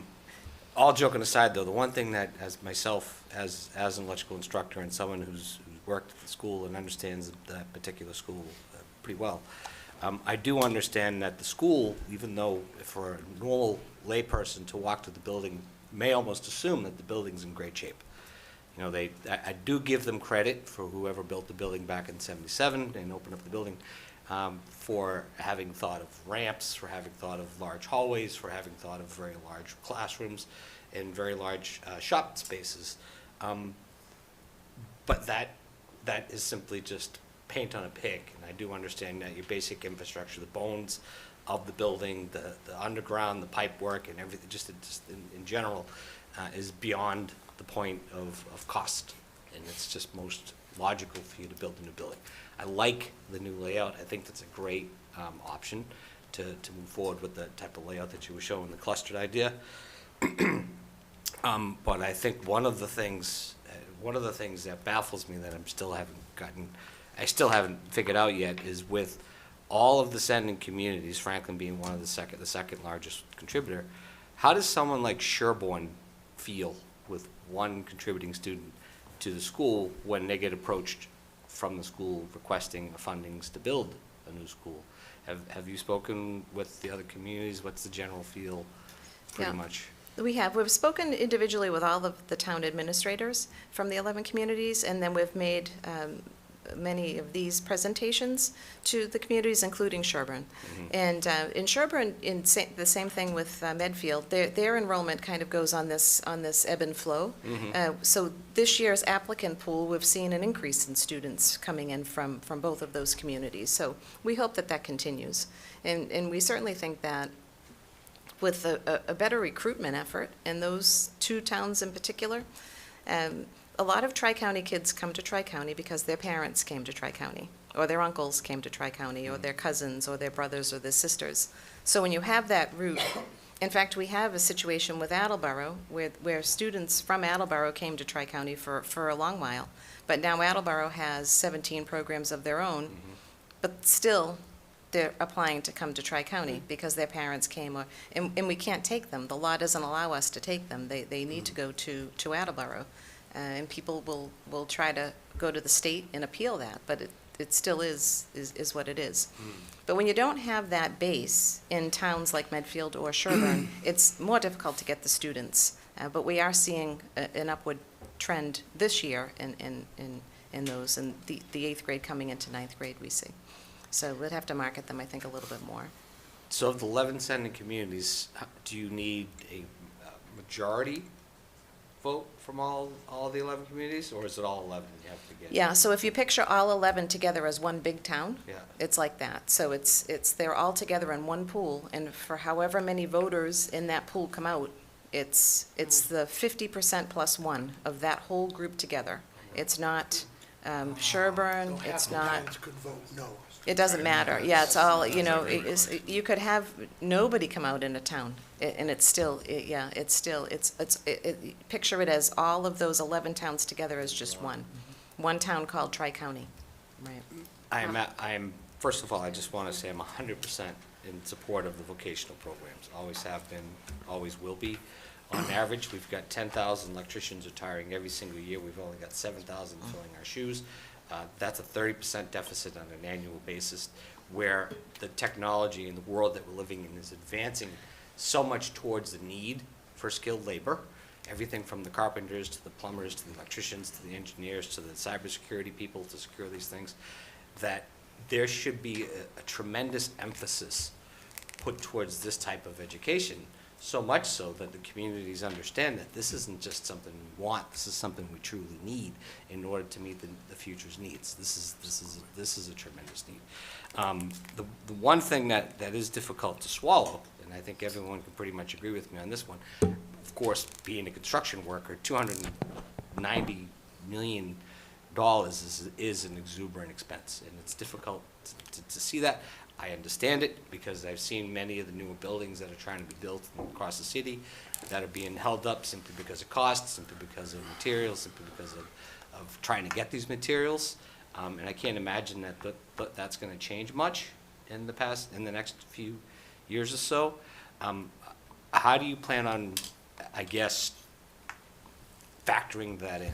Because at the moment, the number that it is, not to sound like a doomsday sayer, but kind of based on the trends, you can almost expect that number would go up. Is that not kind of a fair thing to say? Yeah, so that's, I think, why we're out talking about it early, so that towns are aware that this is what they're voting on, is this building, and this is what it's gonna cost for it. The unfortunate piece of the whole thing is that if we just do nothing, then we're reimbursed nothing, and we're at that $165 million to do what we need to do to bring it to be a safe educational building. So you're in a situation where, really, I think the windows would be reimbursed by MSBA, but scarcely anything else. So we're looking at either $165 million of not reimbursed, or $280 million of reimbursed at a rate that is negotiable at this point. I think we keep going back with them. The MSBA increased their reimbursement by a square foot from $360 a square foot to $393 a square foot at their last meeting, or 2 meetings ago. So we are seeing some of a bit of a swing there. They did, though, pull the plug on the accelerated repair program in order to fund that reimbursement at a little bit of a higher rate. But they're seeing the same thing, that these buildings are not getting cheaper and cheaper to build. They're getting more and more expensive to build. Not just vocational buildings, Right. but municipal buildings and comprehensive high schools or elementary schools. Yeah. Thank you, Mr. Chairman. Just one more question. So as part of the package, does that include kind of modern advancements in tools and technology that will be going into these classrooms as well, or is it just going to be kind of packing up the old stuff and moving it into the new building? I mean, what's Yeah, so a little bit of both. What comes along with the package? A little bit of both. Through the MSBA, through the Capital Skills Grant Program over the last few years, we have modernized a lot of the equipment that's there, and we'll shift it into the new building. We were able to just get a grant, $500,000 grant a few weeks ago for culinary to upgrade all of their equipment. So we'll put it in, but then pull it out and put it in the new building. There's another round of that grant funding. I just got the email today. It closes at the end of March. So we'll look at our next program that we think we need to do and do the same thing. So all of that equipment would be paid for ahead of time and put in on a grant program. We did it with the advanced manufacturing program that Representative Roy actually facilitated that a few years ago. Yes. So, yeah, so that was great, yeah. In the new engineering department? Yes, yeah, all the that stuff piece, that's yeah. gonna shift into the new building. Yeah. Okay. Thank you, Mr. Chairman. Thank you so much. Thank you, Councilor Jones. Councilor Cormier Ledger. Thank you, Mr. Chairman. I've been quiet tonight, so I appreciate getting called on. Thank you for the presentation, and thank you for all the important work that you do. I wish that education was a top priority for our country, because you shouldn't have to be doing what you do around a crumbling building serving kids. But my question really comes to, will there be sponsorship opportunities beyond this being tax funded and grant funded? Like, have you given any thought to a small arm that might be looking to some of the industry leaders that might want to name a service bay after Toyota, or a cooking bay after, I don't know, some culinary school, something along those lines, that maybe those business and titans in industry might come and bring some dollars to the table? Yeah, it'd be great if we could get, we did at our advisory board meeting that we had a few months, we have them 3 times a year, kind of dip our toe a little. But I don't want to have people think that that's how we're going to pay for the Tri-County building. It would be great if we had that sort of connection, but with them being 26 in the state and having nationwide all of the training facilities, I think it'd be a little bit easier if we were living next to the Ford plant. But it's just not, other than small things that we've been able to, smaller grants and things that we've been able to get, or and funding pieces, but not something as big as that. Yeah, I mean, it is comprehensive to take on a capital project, certainly for a nonprofit. I imagine it's exponentially harder for a school. I was just curious if there were opportunities, certainly not to fund everything that you need, but it might take a chunk. And then sometimes when money starts rolling in from other sources, it sort of like helps other funders feel convinced that they should jump in too. So, but thank you for everything that you do. I certainly hope things are able to move forward. All right, thank you. Thank you, Councilor Cormier-Ledger. Councilor Chandler? Through you, Mr. Chairman. First, we got a bargain in our high school, didn't we? You guys, as the building chairman, you did a great job, because what that costs compared to this. Secondly, I think it was important that you built a new building and not a redone one. And I'm going to say mostly from my point of view is your kids would be a lot safer in a brand-new building. It's set up for these outside, like Franklin High is more It is. prepared if something bad happens, I think. Just because it's so big and it's just not set up for how today is. So I hope that works out for you. When would this vote be? We anticipate that if we get the MSBA approval at the end of August, it has to be within 120 days of that approval. So the town clerks have tentatively penciled in October 24th as the date. Of this? Of 2023, yes. Okay. That's the part where you guys are gonna have to be politicians to sell this. Right. I mean, I hope it's a snowy, rainy day, because then just your people will come out, but, I mean, because that's all you need. Now I understand. You just need 501 people and 499 the other way. So I think you have a good chance that way, but you're really gonna have to sell it, because as Councilor Jones said, I'm still just picturing walking in that building with the shiny floors, and, Right. I mean, and like you said, they just put lipstick on it. So, like. So Dan and I, we were at a Go ahead. meeting yesterday, I'm sorry, we were at a meeting Yeah. yesterday, and we pulled up, and there was a cascading waterfall coming out of the side of the building. And people were just walking past it and then walking the other way. And he said, "What's that?" And I said, "I have no idea."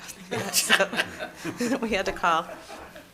And everybody just thought it was, just the way it's supposed to be, which, it wasn't. But, but it is, they do a terrific job. They do a Yeah, terrific job. It is and I know. shiny, and but it is lipstick on a pig, it is. I know it's time for another school there, so thank you for your time. If I may, I'd like to add that I am the same age as the building, and the building looks a lot better than I do. And my partner Jen D'Angelo and I are more than prepared to help sell this to our community. We recognize the value the vocational educational experience brings to our students. Some students, frankly, are hands-on learners, and this gives an opportunity for students who learn that way to best utilize their talents and be productive members of the society. So we're prepared to do that work, work with you, through you, to the extent that you're willing to help us sell that message to our community members. So thank you for your time. I hope, one last thing, I hope your alumni does come out, because I remember when you guys went to the Super Bowl that year, they came out of the woodwork. Yeah. And went to Gillette Stadium. Yeah. That was an exciting year. All right, thank you. Thank you, Councilor Chandler. Councilor Pellegrini? Thank you, Mr. Chairman.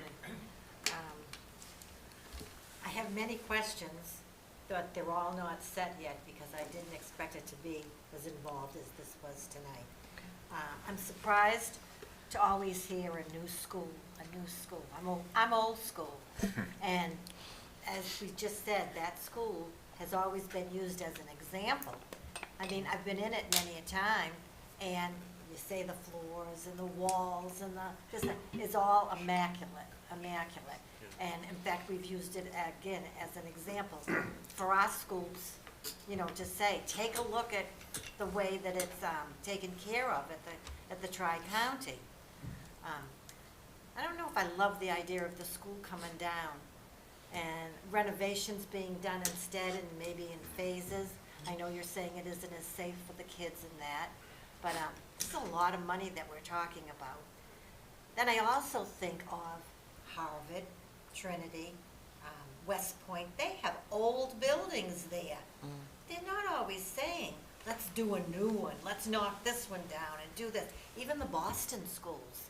When I see the news on TV and I see some of those schools, we're always looking for new. I felt this way when we did our high school. love the high school, it's beautiful, it's wonderful.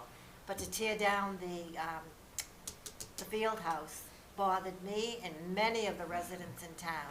It was terrible that that came, that came down. So I've got to look into a lot more before I can say that I'm really for this, you know.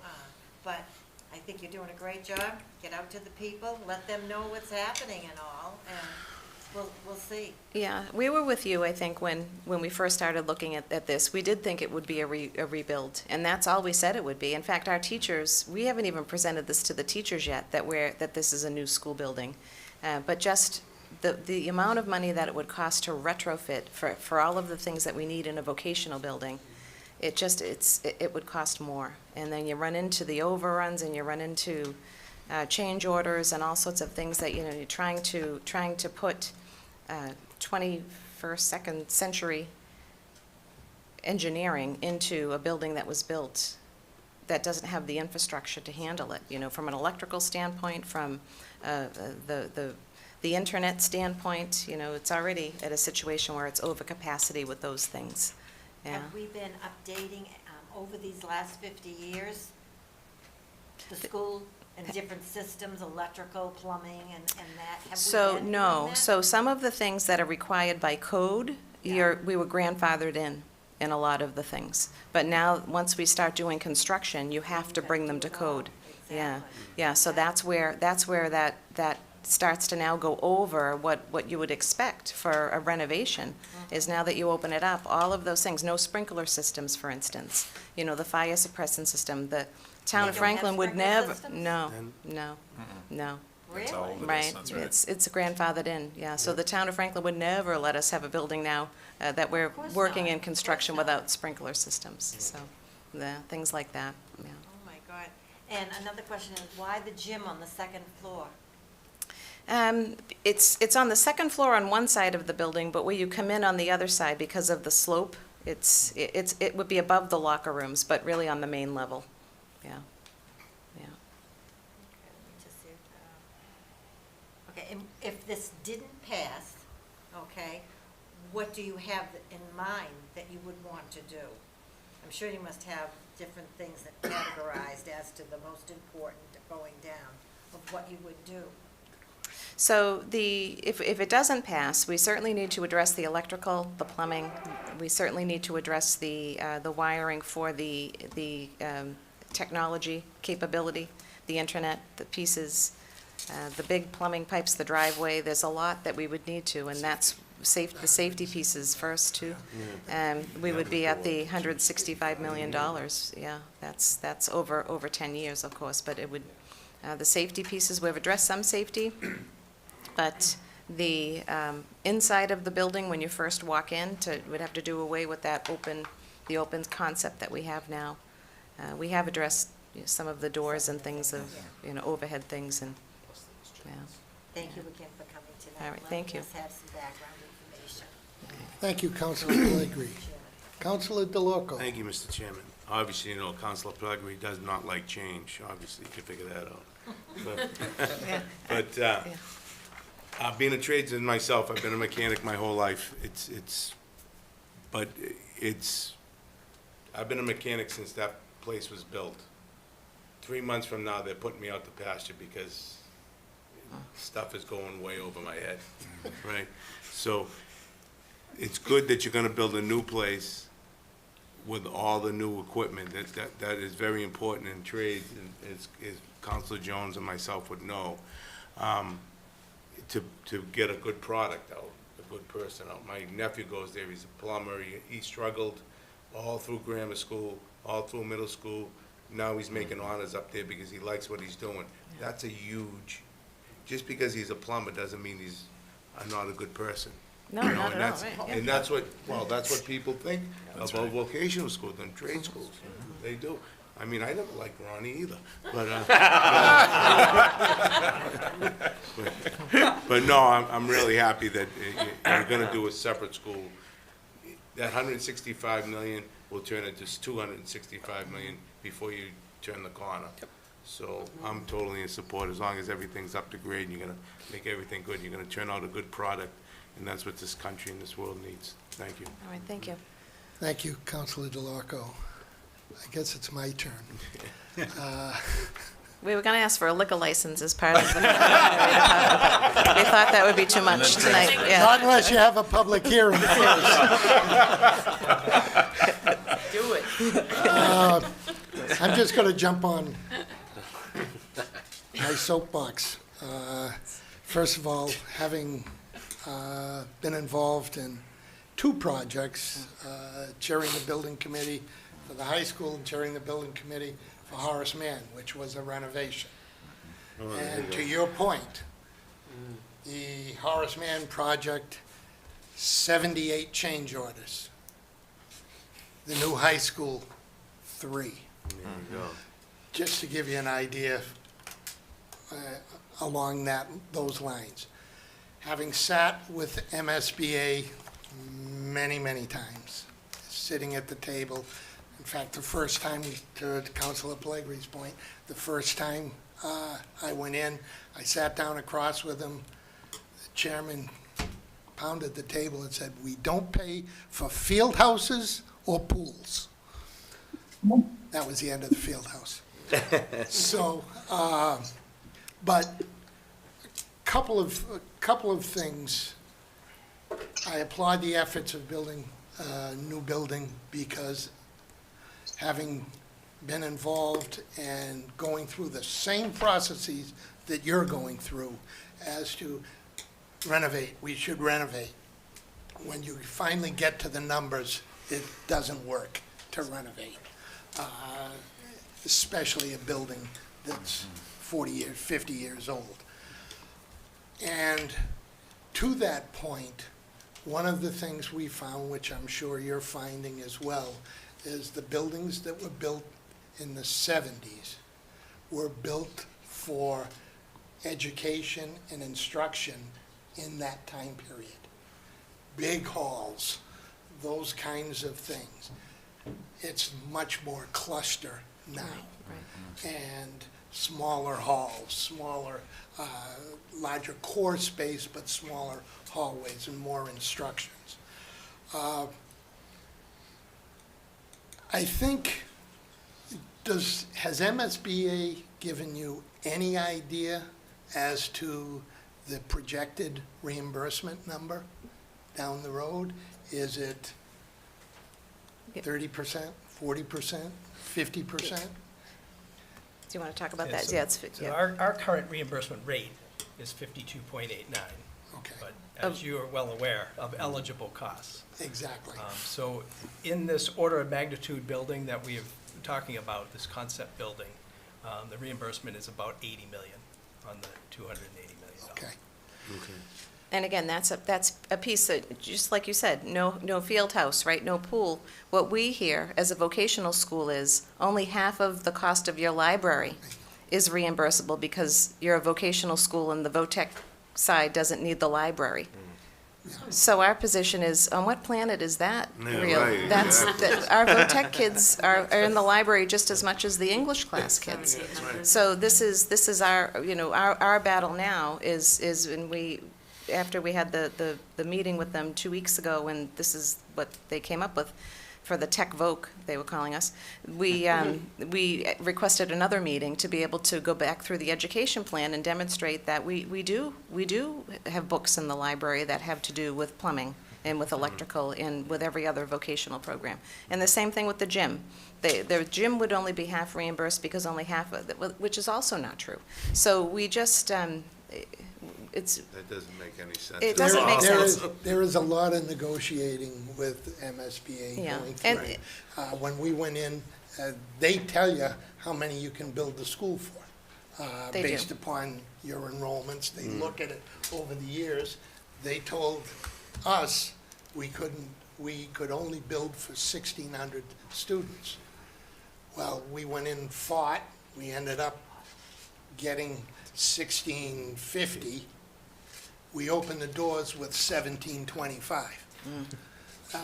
That's just the way MSBA works. They have a limited pool, Yeah. and we understand that, that they only, it's a cent on the tax on the dollar, and it's they have a limited pool, and they do the best that they can with all, but it's more and more municipalities coming in. Good so job it's- sticking up for them. Yeah, yeah.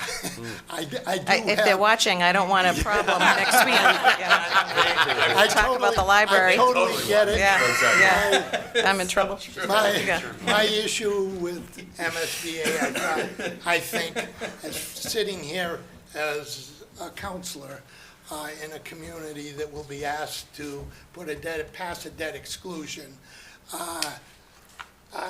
the MSBA, when they killed the model school program, they did a tremendous disservice to the entire state. And just to give you an example, if you were to build a new school, design and build, not part of the model school program, which we were the last high school that was built under the model school program. Because we saved 20%. Yeah.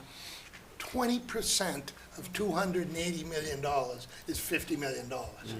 You know, that's a lot of money that they took away, so to speak. I understand the reasoning. They killed it because the same contractor and the same architect was getting all the work. Well, they designed the best school and they built the best school. Why shouldn't they? Exactly. Again, I told you I was going to get on my soapbox.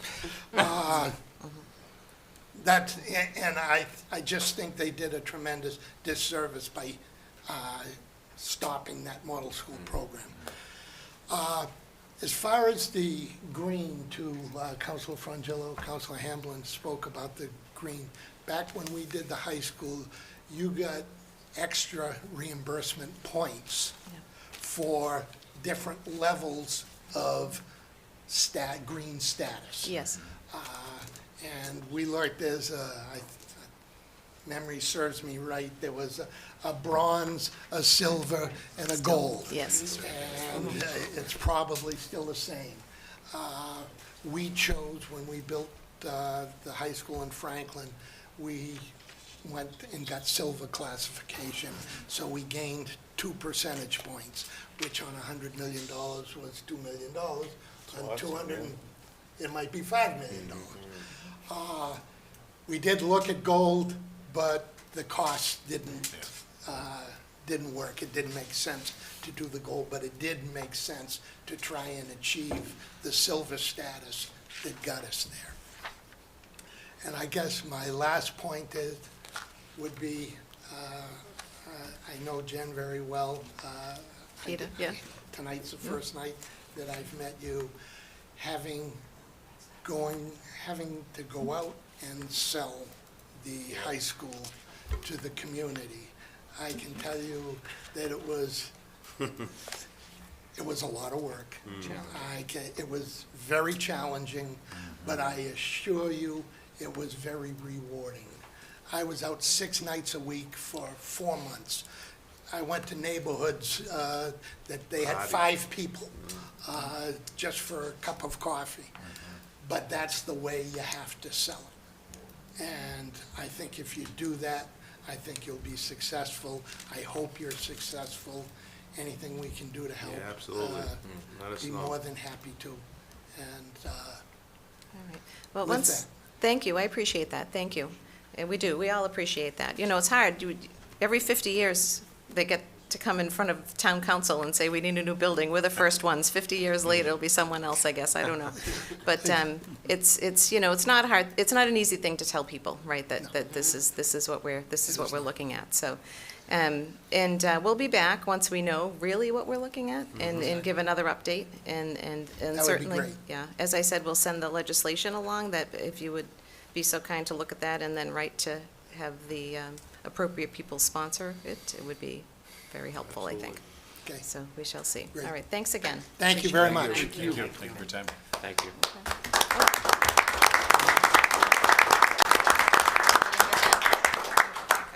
Okay. Moving on. Legislation for action. Bylaw Amendment 23-892, a bylaw to amend the code of the Town of Franklin at Chapter 82, Fees Municipal Service. This is the first reading. Clerk will read the bylaw amendment. Thank you, Mr. Chairman. This is bylaw amendment 23-892, Chapter 82 Fees Municipal Service, a bylaw to amend the code of Town of Franklin at Chapter 82 Fees Municipal Service. Be it enacted by the Franklin Town Council that Chapter 82 of the Code of Town of Franklin is amended at Section 82-6, Schedule of Service Fees, subsection F, Fire, by striking existing language and replacing as set out below. Subsection 82-6, Schedule of Service Fees, under F, Fire, isn't that ironic? Service fee, ambulance fees, the rate, $2,420. ALS base rate, $3,571. The BLS rate to change from $1,553 to $1,619. The commercial care facility without transport is $935. The mileage is going to change from $37.31 to $38. The bylaw amendment shall become effective on and after March 17th, 2023. Move bylaw amendment 23-892 to a second reading. Second. Motion and a second. Discussion. Jamie. Thank you, Mr. Chairman. Through you to the council. So this is the first reading of some minor fee increases on the ambulance rates. If folks recall, I think it was 3 years ago now, we did Billy Numbers. Just got promoted tonight, did an analysis on our fee schedules, which showed we were way below the area. And it wasn't really covering the cost of some of the service. 2 years ago, we prioritized getting them to the middle of the pack of the market, so we're in the middle. Fortunately, last year, the rates stayed pretty stable, but this year, we need to request out of the council consideration of raising the BLS rate and the mileage rate a little bit. And this is, again, first reading. Thank you. Thank you, Jamie. Questions? Councilor Cormier Ledger.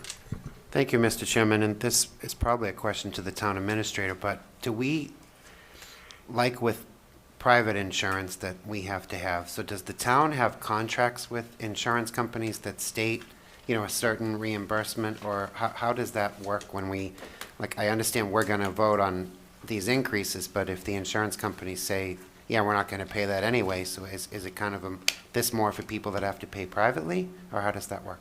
I'll let the fire department answer that. Through the chair, Councilman, it depends on the Medicare, Medicaid, Blue Cross, depends what that person, the patient has. And there's a certain amount that is allowable, that is able to be collected for all those categories. If the patient goes to the Veterans Hospital, and then we do have those uninsured people that don't have insurance, and there's a process through our vendor, through the Comptroller's Office for collections. But normally, the majority of our calls are Medicaid, Medicare, Blue Cross, and the collection rate is about 95% is what the collection rate is for those patients. We tracked the last couple of years of what our collections have been, and with our numbers, our collections have gone up, just so significantly. As an example, in calendar year 2000, we were just under 1.5 was our collections to the town, and calendar year 21 was just under 2 million. And right now, for calendar year 22, our projection is 2.3 million. We haven't have all the collections yet for calendar year 22, but based on what we've got right now, the projection at about 85% is what we've been getting as the norm. And according to our vendor, that's a good percentage for collections for those categories. So again, we should be just about 2.3 for this year. And the reason why the rates are going up, our run volume's going up. The firefighters are doing a real better job with the report writing, doing a great job with that. And we make these modest adjustments like we're doing here annually to keep up with the surrounding communities. All three of those factors has resulted in pretty significant increases in the last several years. Do you see a significant amount that you have to write off? We work with the Comptroller's Office and with the vendor. We meet with them once or twice a year to go over that, to go over the collections. And like I said, according to the vendor, our rate that we're getting for collections, we're doing good. As far as what we get for that other percentage, that goes through the Comptrollers and the vendor. Okay, thank you. Yeah. Thank you, Councilor Cormier Ledger. Any other councilors? I guess I just have my annual question.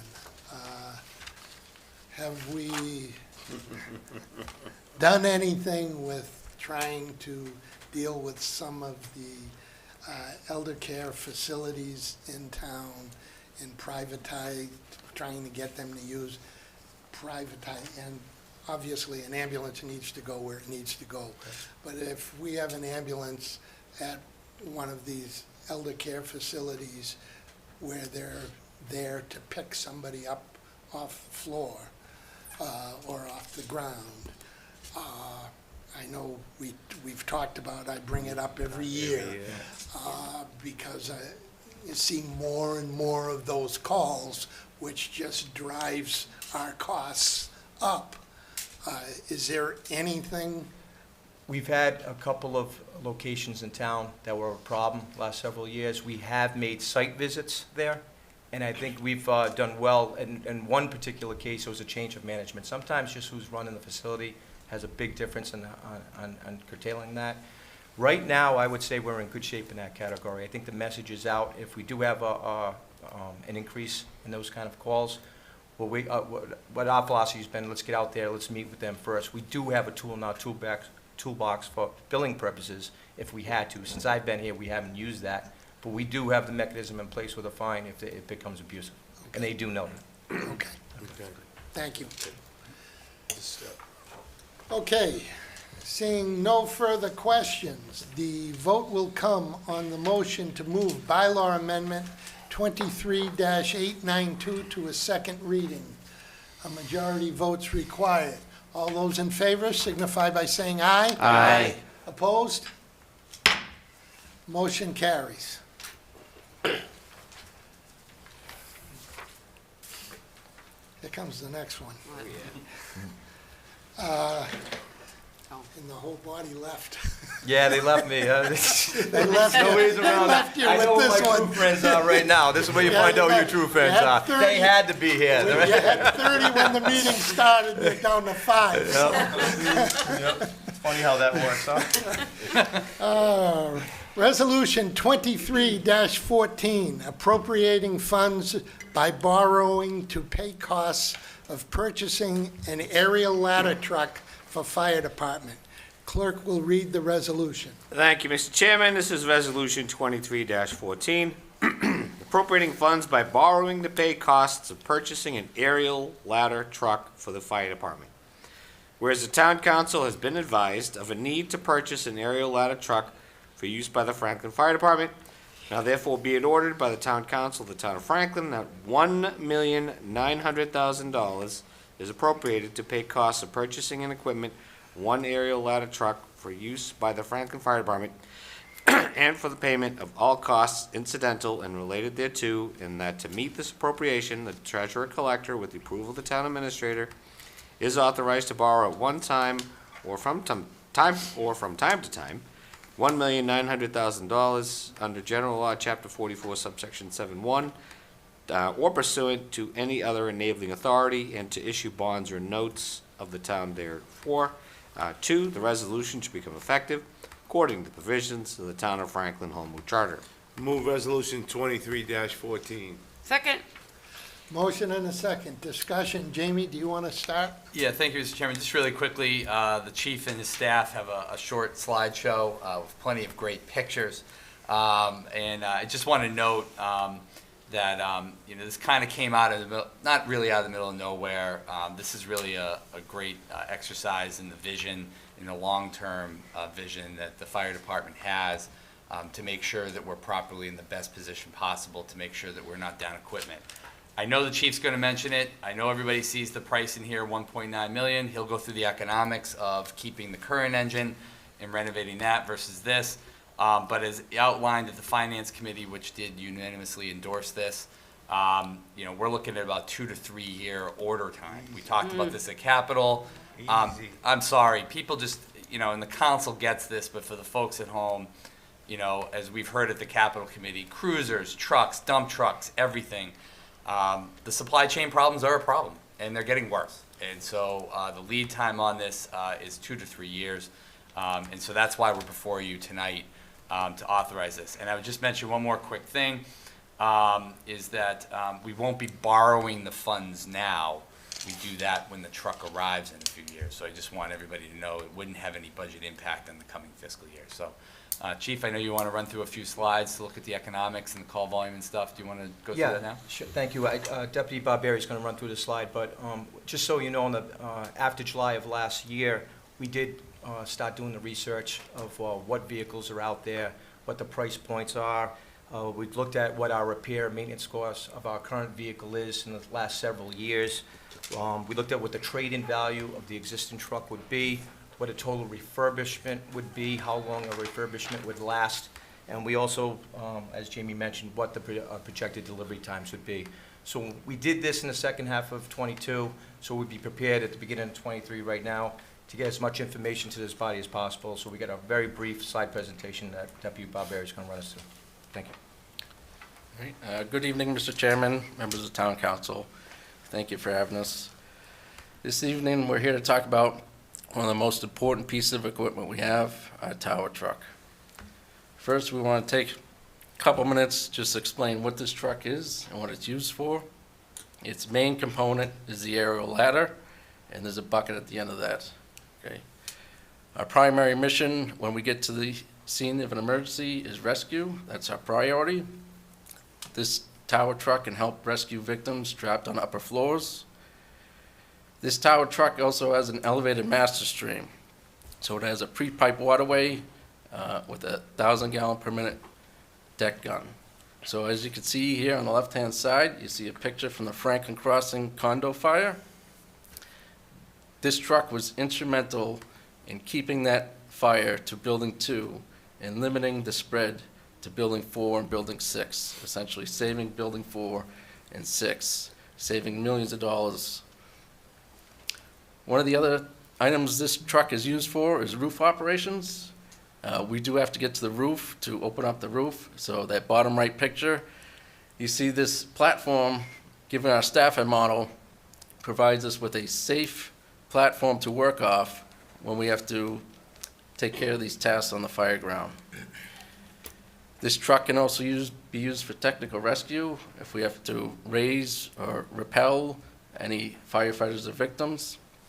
This truck also carries a series of ground ladders, specialty tools and equipment. Some of the equipment might be for chimney fires, for extinguishing those. Some of the other functions we have it for, on the left, we are assisting the water department here, put a SCADA antenna at the top of the hillside water tank. It also provided a good training opportunity for our folks. On the bottom right, we do have an attachment where if we need to go up and over an object, such as a parapet roof, we can attach a ground ladder to that. On the top right, you see us rescuing a trapped utility worker up in their bucket. So it does have several functions. My 4-year-old daughter seems to think all we do is rescue cats out of trees, but as you can see, we have a lot of uses. So maintenance concerns. We had a big wake-up call on November 5th, 2021. We suffered a major hydraulic leak. We had over 25 gallons of hydraulic fluid on the ground. This truck was out of service for over 80 days.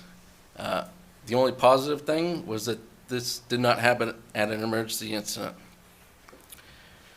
While the truck was out getting repaired, the dealership noticed that the engine was acting up. We have a Detroit engine in this truck. What we found out is that Detroit got out of the fire apparatus business years ago. Out of everything. Unfortunately, the dealership only has one good mechanic that's good with Detroit's, and he's. I could have done it. I rebuilt them. I rebuilt them in my sleep. At a price. So unfortunately, that delayed the time that this truck was out of service. The truck is 15 years old now, so it is starting to show its age, even though, like we talked about earlier, on the outside, everything looks great, but it's what's underneath, you know, especially this hydraulic hose was buried deep below in that truck.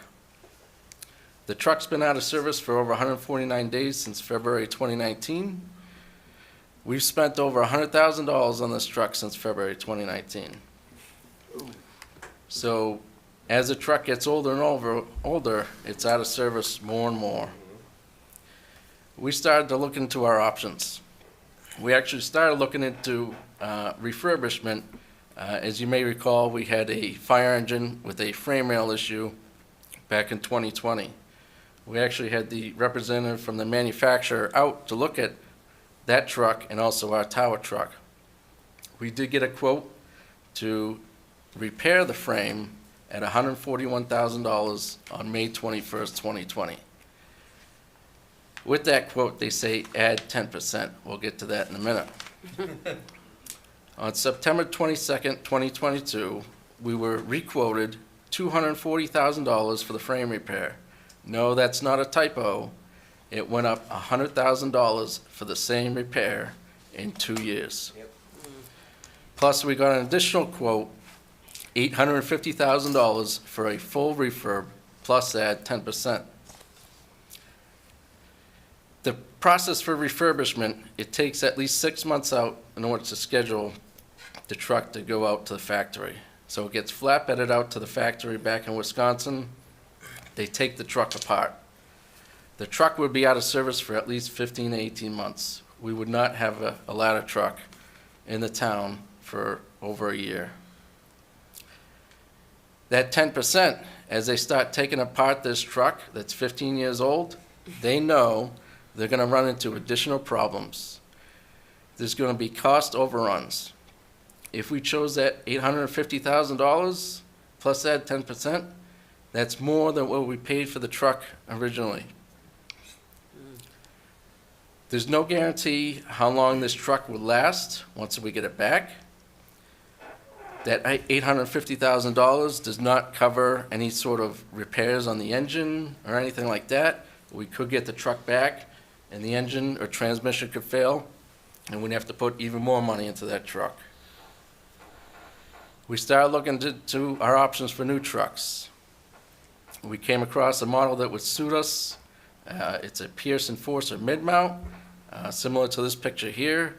So our current truck, the turntable's at the back of the truck. This would be in the middle of the truck, the turntable.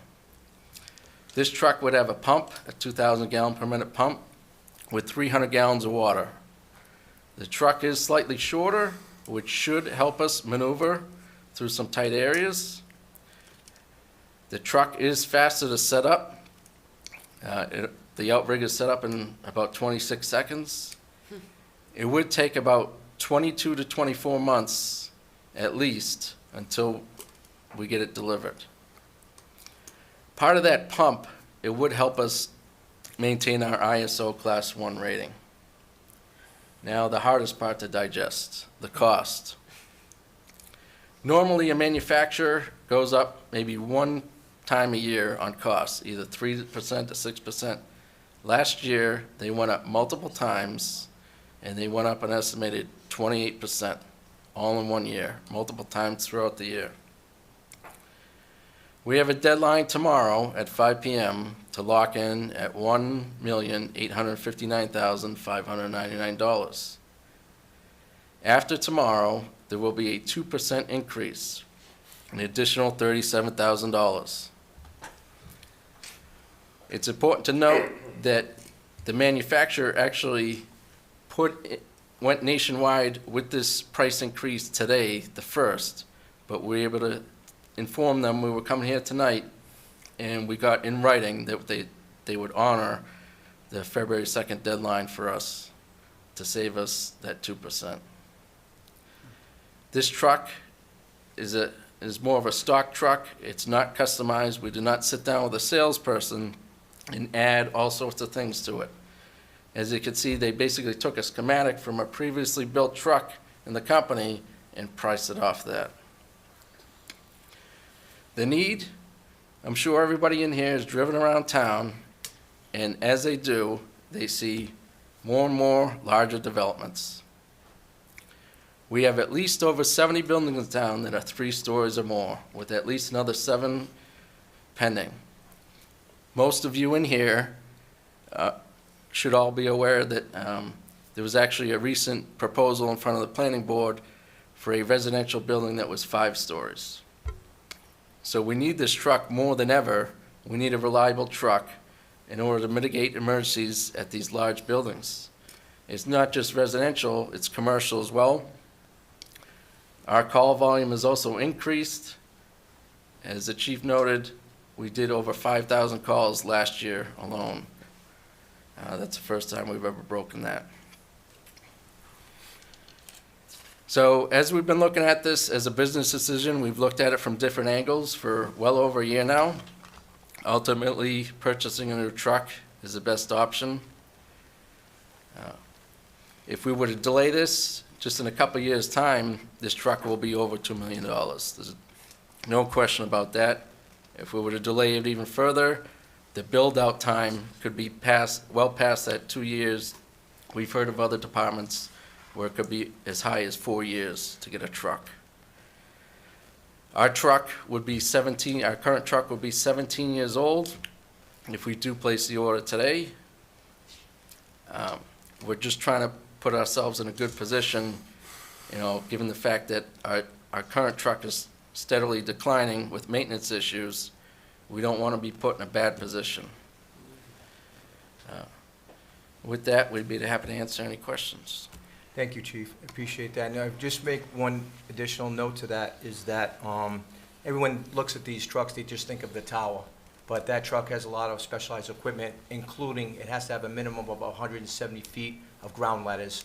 So they have large ladders, 28, 32, 35 footers that can get you beyond that 3rd story on res. The engine companies only have a 24-foot extension, a 10-foot attic ladder, and a 14-foot roof. That's what the engines have. So a 24 on the engine, if it comes first in on an incident, they can get to the 2nd floor. So that's why we break it down into 3 or more stories. And in regarding to the trade-in, based on what they gave us as a value of the trade-in in 2 years of the vehicle we have now, my recommendation to both the town administrator and to you would be to keep that truck as a reserve.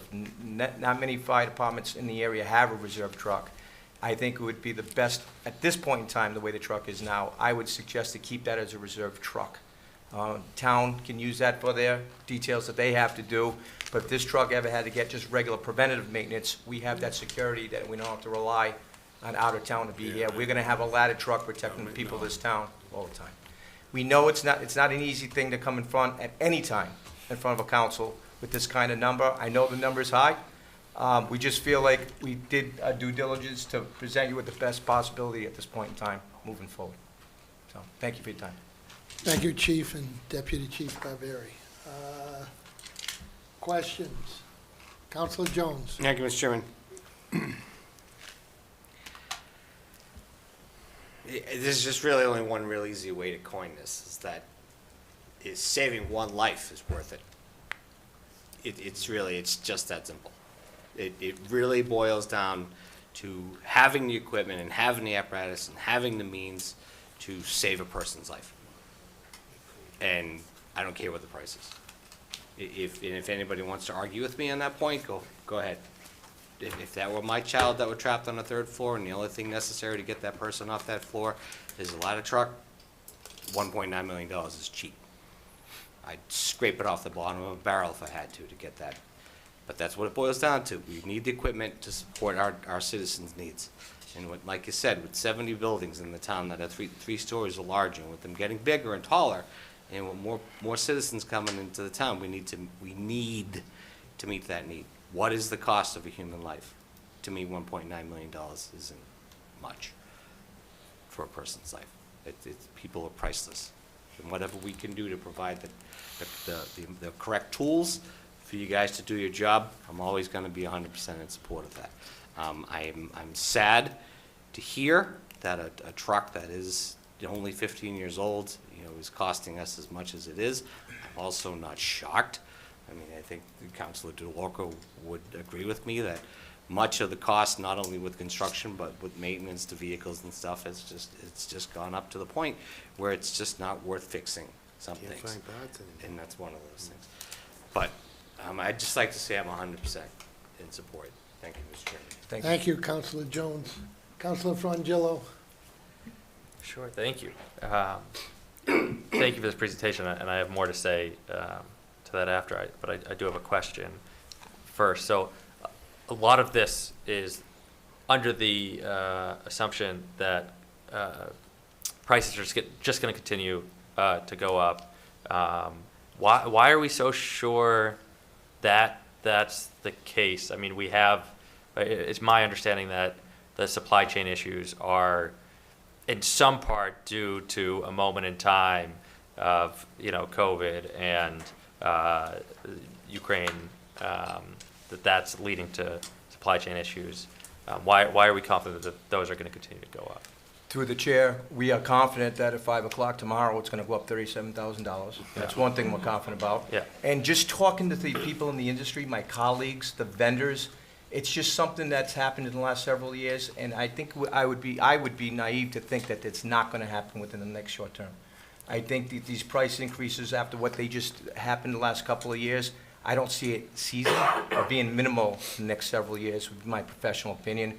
I think making a move now would be the most prudent thing to do. Do I have a guarantee with the increases? I don't think they don't either. To your point, I can't say 100%, but my educated guess is we're going to see increases in the future, in the near term anyway. That's good. No, that was my question. The rest is just praise. I appreciate, especially on something like this. I mean, there's so many things that we have some sense of what goes into the cost. I mean, the amount of scrutiny that we just put into the entire K-5 English education, which is a fraction of this. But we could visualize it. We know what that means, and this, we're sort of, to some extent, relying on you guys to do your due diligence to make sure that we're getting what's needed, and any dollar, any place, unfortunately, is a dollar taken away from somewhere else, and that relies on each person recognizing and each department recognizing that, and doing their due diligence and doing their research and making sure that they've thought of all possible ways to maximize the dollar of the Franklin resident. And it seems like you guys have, and I really appreciate this presentation and walking us through that as you have today. Thank you, Thanks. Councilman. Thank you. Thank you, Councilor Frangillo. Councilor Hamblin. Thank you, Mr. Chairman. I agree with both of my fellow councilors who have spoken already. You've done a fantastic job proposing this, and saving lives is what you do, and that's your profession, and we all agree that we can't let this become a tragedy. I agree to save the truck, the old truck as well. I like that proposal. I think when this one broke down, it didn't work for 129 days or 149? 80 days. Well, it was out of service 80 days, but 80. in total since 2019, it's been out of service. It was like a lot of days, Yeah. right? And so, 160 and so it is really scary. And so that, we were lucky that there wasn't an emergency that we needed it for, but how would is there a neighbor that has a ladder truck that maybe it could come if it's not in use? How would what if there was a disaster? Would there be a town? Absolutely. Yeah. Absolutely. Through the chair, Councilwoman, we reach out. If we know on the front end it's going to be a long term, we reach out to our neighboring communities. I think of one community right now. Now there's a second community of North Attleboro that even have a reserve ladder truck. But to answer your question, for an emergency, a neighboring community, our neighboring towns would be coming, the MEC would know, Yeah. Reported fire, they would instantly dispatch them because we notify the MEC that we don't have that ladder for that time. Okay. So we're relying, so you have that time delay. And it's not a good Yeah. feeling for me, for any of the staff. It's just not a good feeling when that bay's empty. And when I go home at night and that bay's empty, there's going to be a delay. It's hard And to sleep. It is. Yeah. It is. Yeah. And this is, that's why I think keeping that second one as a backup, except if the Detroit diesel went. If that would be the only thing I could see, if the Detroit diesel can went, take we're not care going to put the money to replace it. But without that happening, I think that truck could give us another I can 5 take years care of that. as a reserve truck. Well, I think It Counselor, probably won't go. Counselor DeLorco just said that he could take care of it. Yes, And yes. maybe, since he's gonna retire soon, he could Are you just be giving us a hanging bill? around. Are you giving us a bill? Maybe he could replace it with another engine. Yeah, if we can get the parts. He might have to make the parts in his cellar. Yeah. I want to thank you for bringing this to us and getting the extra day. Because talking to the company and saying, Yeah. just give us one more day, please. Jeff, they gave us the day. I thank you for Yeah. that. Yeah. Thank you, Mr. Chairman. Thank you, Councilor Hamblin. Councilor Cormier Ledger. Thank you, Mr. Chairman, and thank you, gentlemen, for not just the presentation, but for all that you do. And I too appreciate the one day, because $32,000 is a lot of money. 37, yeah. 30, you know, Yeah. and Yep.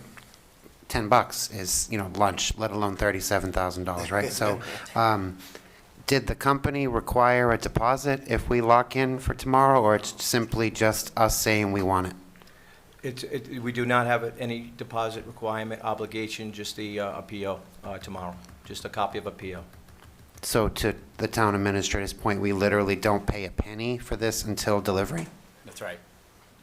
So it's simply a matter of moving the money and then waiting 2 years, and then it's going to get paid for? Is that the process? That's correct. And then through you, Mr. Chairman, so then what the treasurer collector will do is go out and do a regular borrowing when we go out to borrow money. Obviously, you know, no one can predict interest rates. I think one of the things that made this move as quickly as it has over the last several weeks with the numbers presented and evaluating with the finance director, who kind of pushed this into an extra gear, both Chris and Kerry, because we got a 3.4 interest rate in December for the farm. I know interest rates were raised today by the Fed chair, but you know, ultimately we've seen still some stability with interest rates. It hasn't gone as bad as we've thought. And you know, 2 or 3 years out, I mean, nobody can predict next month, let alone 2 or 3 years.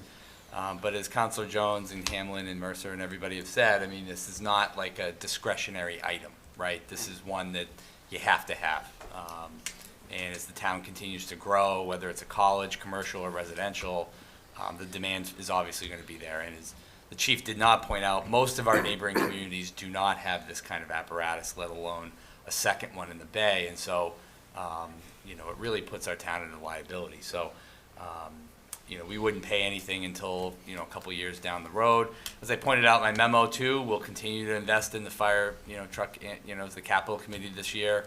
The 100,000, we'll look at it in the future and see if there's any other cash investments we can at least have in the stabilization account to help offset the situation when it comes up. But it's simply the borrowing authorization, the vote tonight, the purchase order, and the true test copy that the town clerk will do tomorrow is what gets the order in, and then they get to work. Thank you. To my fellow Councilor Jones' point, there is no price on saving lives, so I appreciate that you brought this to my attention. It certainly has my support. Thank you. Thank you. Thank you, Councilor Cormier Ledger. Councilor Chandler. Through you, Mr. Chairman. Great presentation, thank you, I appreciate that, you guys really did a good job. And great comments, Councilor Jones and the rest of all of you. I agree with Councilor Hamlin about saving the other truck, let's just cut that all, let's keep it. Yep. And like you said, the bottom line is, this town, we are building up, and we need this. Because nothing's being one story, everything's, you know, listen to the EDC, they'll tell you. And lastly, I don't know, on the memo, it says other funding sources include possible contribution from Dean College. What is that about, Mr. Town Administrator? There's a former resident, I think, of Franklin who has sent a few of us emails lobbying for Dean College to pay for this. And Dean College is not going to pay for this, nor should they pull the full freight. Yeah. As evidenced by the building on the slide, you know, they do own a couple of the buildings, right? But so do others. I think that, you know, we certainly, it's not like we're gonna go out with a tin cup in the intersections and ask for change. But I think as building continues to go up, as the planning board looks at mitigation of projects, as the ZBA may look as mitigation of projects, or others continue to build in the next few years, maybe, one of the things we have to think about is, which, we're trying to catch up on on the elder facilities, to Councilor Mercer's point earlier, but maybe have that foresight of maybe there's some donations that can happen through mitigation, knowing that those buildings are gonna be 3, 4, 5, 6 stories or whatever. And that goes for commercial businesses as much as residential's, right? And I think Dean College has been a good partner on a lot of things, and this might be somewhere where they may be willing to, throw a few dollars down the road, because they have a vested interest in the building too. They have a lot of kids over there, to the kids' point. And I'm sure they probably feel the same way that all of us do, that really there's no price for that kind of thing. So we have not solicited or asked or really gone out there, but I wanted to put that in there just so that other people knew that there may be some ways to offset some of the cost down the road. Thank you. It said possible, thank you. Yeah. Thank you, Mr. Chairman. Thank you, ma'am. Councilor Chandler. Councilor Pellegrini. Through the chair, I think that you just did a wonderful job. This was great that you brought it to us, with all your hard work and that. You got it right down to the wire, and now you're gonna be busy tomorrow, tonight, whatever, getting this all in, so that we get this price. I agree with all of my councilors here, that I like the idea of keeping the other truck, absolutely. And I just think it's such an asset to the town. Can't thank you enough, and thank you all for everything that you do. Thank you, Good Councilor. luck. Thank you. Thank you. Thank you, Councilor Pellegrini. Councilor DeLorco. Thank you, Mr. Chairman. Great questions from all my fellow councilors. I'm kind of in this business, so it's Councilor Figello that I wish the price would go down. Honest to God, I wish. I just haven't seen it, and I wish it would come down, because it's crazy the amount of the prices. As far as rehabbing it, you're gonna get into a lot of trouble rehabbing it, because you can't get any parts for Detroit anymore anyway. I mean, you're lucky if you can, and you really don't want a Detroit running anymore. I mean, they're out of the business now, because they can't keep up with the emissions, so they had to get out of the business. So, but as far as a Pierce unit goes, it's the best fire truck out there, I can guarantee you that. I've been out to Wisconsin, I've toured Pierce's facilities, they do a great job out there. I've also toured Rosenbauer. They're Rosa Junk is what we call them. I have two of them at the airport. They're terrible. They are terrible. So, but Pierce is a real fire truck. That's the way it is. And that's the price. That's what the price is. But it's a good fire truck. I can guarantee everybody on this council it's a good fire truck. They make the best fire truck. I toured Oshkosh, they bought Pierce anyway, so, I mean, but in keeping the second truck, we have 2 old Detroits ourselves that we keep over there, just in case they need to go, because they'll start on anything, they'll run on their own oil. Right. But, I mean, yeah, it's a good truck. It is. The price is the price. I'm all for this. Thank you. Thank you, Councilor DeLorco. Chief, I'm not going to repeat what everybody has already said. Beyond, thank you, thank your administrative team, thank everyone in the fire department that had any part of doing the work to bring this forward to us with foresight, looking to the future. That's what we need more of. And I applaud the efforts, and I thank you for all that you've done here, and totally support this resolution. So with that, the vote will come on the motion to approve Resolution 23-14, and a 2/3 majority votes required. All those in favor signify by saying aye. Aye. Opposed? One ladder truck on order. Thank you, Mr. Chairman, and on behalf of the whole department, we really want to thank all of you for your overwhelming support for this department. As long as I've been here, I can say that, and beyond that. It really means a lot. I also want to thank the town administrator, and we're getting letters from firefighters throughout the area that want to come to Franklin, and this is just a small piece of the pie of, we want to come to a community that supports public safety like you do, and we really appreciate it, so thank you. Thank you, Chief. Thank you.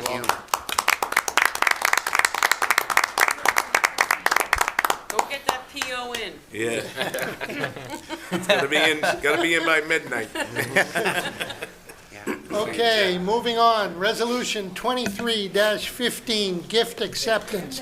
Police Department, $315. Clerk will read the resolution. Thank you, Mr. Chairman. Very happy to read this resolution, 23-15, acceptance of gifts for the police department. Whereas the police department has received generous donations in the total amount of $315 to be used at the discretion of the department as follows. Donation summary, police department gift account, $315. Donations to be applied towards the support of community-related programs, assisting with training needs and the purchase of essential equipment for police officers. List of donors is included in the February 1st, 2023 Town Council meeting agenda packet. Now therefore be it resolved that the Town Council of the Town of Franklin, on behalf of the Police Department, gratefully accepts these generous donations to be used at the discretion of the department for the purposes noted above. This resolution to become effective according to the provisions of the Town of Franklin Home Rule Charter. Move resolution 23-15. Second. Motion is second. Discussion? Thank everybody for their donations. Absolutely. Thank you, one and all, for your continued support. Okay, seeing no further discussion, the vote will come on the motion to approve Resolution 23-15. A majority vote's required. All those in favor signify by saying aye. Aye. Opposed? Motion carries. Resolution 23-16, my favorite. Cable funds in support of PEG service and programming per Mass General Law, Chapter 44, subsection 53, F 3/4. Clerk will read the resolution. Motion to waive the reading? Second. Motion and second to waive the reading. All those in favor signify by saying aye. Aye. Opposed? Motion carries. Move resolution 23-16. Second. Motion and a second to move resolution 23-16. Discussion? Thank everybody for their donations. One quick question to the town administrator. Donation. Donation, this is, I know. He did it on purpose. Cable rates, Thank you you to know, their everyone for donations having to, cable. thank you Franklin TV. That's great. quickly, Mr. Jones. Thank you, Mr. Chairman. Through you, Mr. Chairman, Town Administrator, is it not true that Comcast had, as of the end of last year, raised rates? I don't know. Oh, To be honest okay. with you. I'm just, I feel like they raise them all the time. Okay. I just feel like it's like the fire Don't have truck. cable. It's just a Yeah. consistent part of life. thank you, Mr. Chairman. That's it. Any further discussion? Seeing none, the vote will come on the motion to approve resolution 23-16. Majority votes required. All those in favor signify by saying aye. Aye. Opposed? Motion carries. Town Administrator's report. Thank you, Mr. Chairman. So one big announcement today, formally went out, is our volunteer recruitment. I know Chris is going to zoom right in, not to my face, but into the sheet. If anyone's interested in serving on the Davis Thayer Committee, the Master Plan Committee, or the Police Station Building Committee, also members of the Cultural Council, Culture District Committee, the town blog has a posting. You can go onto the homepage, franklinma.gov, down to the volunteer button, and you can fill out the forms, and the applications get submitted. There's a deadline of March 3rd, so we're giving everybody a fair chance to apply for a month. And certainly we do take volunteer applications after that date, but I think as we all agree, Mr. Chairman, we need to move on, at least have some cutoff for interested parties. And the staff didn't tell me exactly when it went out, but I knew when it went out because my inbox started flooding with applications already. So there's already a bunch in. So if anybody knows any members of the community, anyone watching at home, you can apply online. And like the notice also says, Julie in my office is available if you call or email or stop in. If somebody doesn't want to apply online, we're happy to do it for you. The application online is to be in the board and committee database, but if someone is unable to, they can just call us up. We'll fill it out for you. We have copies. We'll fill out all the data for you if you don't have a computer. And just wanted to let everybody know. So please spread the word. Thank you. Thank you, Jamie. Okay, moving on, subcommittee reports. The first subcommittee report tonight is Town Administrator's Evaluation Ad Hoc Subcommittee Report. And basically, as everybody's aware, as part of our contract with the Town Administrator, we're required to do an annual review and provide a written summary of statement of that review. And as everybody's aware, when in our election year, that January, we set the 2-year goals, of which we went through the first year. We did a town administrator evaluation, and we just reviewed where we were on those 2-year goals just a couple of weeks ago. The subcommittee met and wrote a summary of the town administrator's evaluation. I provided a copy to all councilors over the weekend by email. And at this juncture, what I look for is a vote from the council to adopt that summary and put it in the town administrator's file. Mr. Chairman, I'd like to make a motion to request the town council to put the town administrator's evaluation into his permanent record. Second. Motion is second. Discussion. This is going to be made public in It's a some way? public, it's a public record. Yeah, okay. Yeah. Yes. Thank you, Mr. Chairman. I just wanted to commend the ad hoc committee for adding the extra things that Jamie has done that was not on was not on the list. For me, one of the top things was getting those 200 acres of open space that wasn't on our to-do list for him. That's like 5 pages long. But I wanted to thank the committee for adding those extra things on to show his dedication. Thank you. Thank you, Councilor Hamblin. Any other comments, questions? Seeing none, the vote will come on the motion. All those in favor signify by saying aye. Aye. Opposed? Motion carries. Capital Budget Subcommittee, Councilor Plegri. We met this evening, Mr. Chairman, and went through all of the amounts that have been requested, and we voted that. But now, we have to wait to do anything with the council. You have to do up a resolution in that, correct? It'll be on the February 15th February. agenda. Yes, Okay. it'll be in the. But it went very well with me. Good. Thank you, Councilor Pellegrini. EDC, Oh, we had a meeting. did you, We had a, thank you, Mr. Chairman. The EDC Plus Franklin for All Steering Committee had a meeting last week during our normal time on the 25th. So we didn't have a council meeting, so we could actually sit longer and discuss things. I am extremely proud of the committee and the town staff for the dedication and passion that we've shown over the last 13 months of this project. It has been 13 months already. But who's counting, right? But we did agree and move things forward that will come to the council, I think maybe next meeting, Jamie, or is it the meeting after? Doesn't really matter. But For the inclusionary bylaws? Yeah. 15th. 15th, yeah. For the planning board. So we'll be able to discuss that in more depth then, but it was inclusionary zoning, 10% starting at 10 units or higher. We created a definition to allow for 3-family buildings to be built.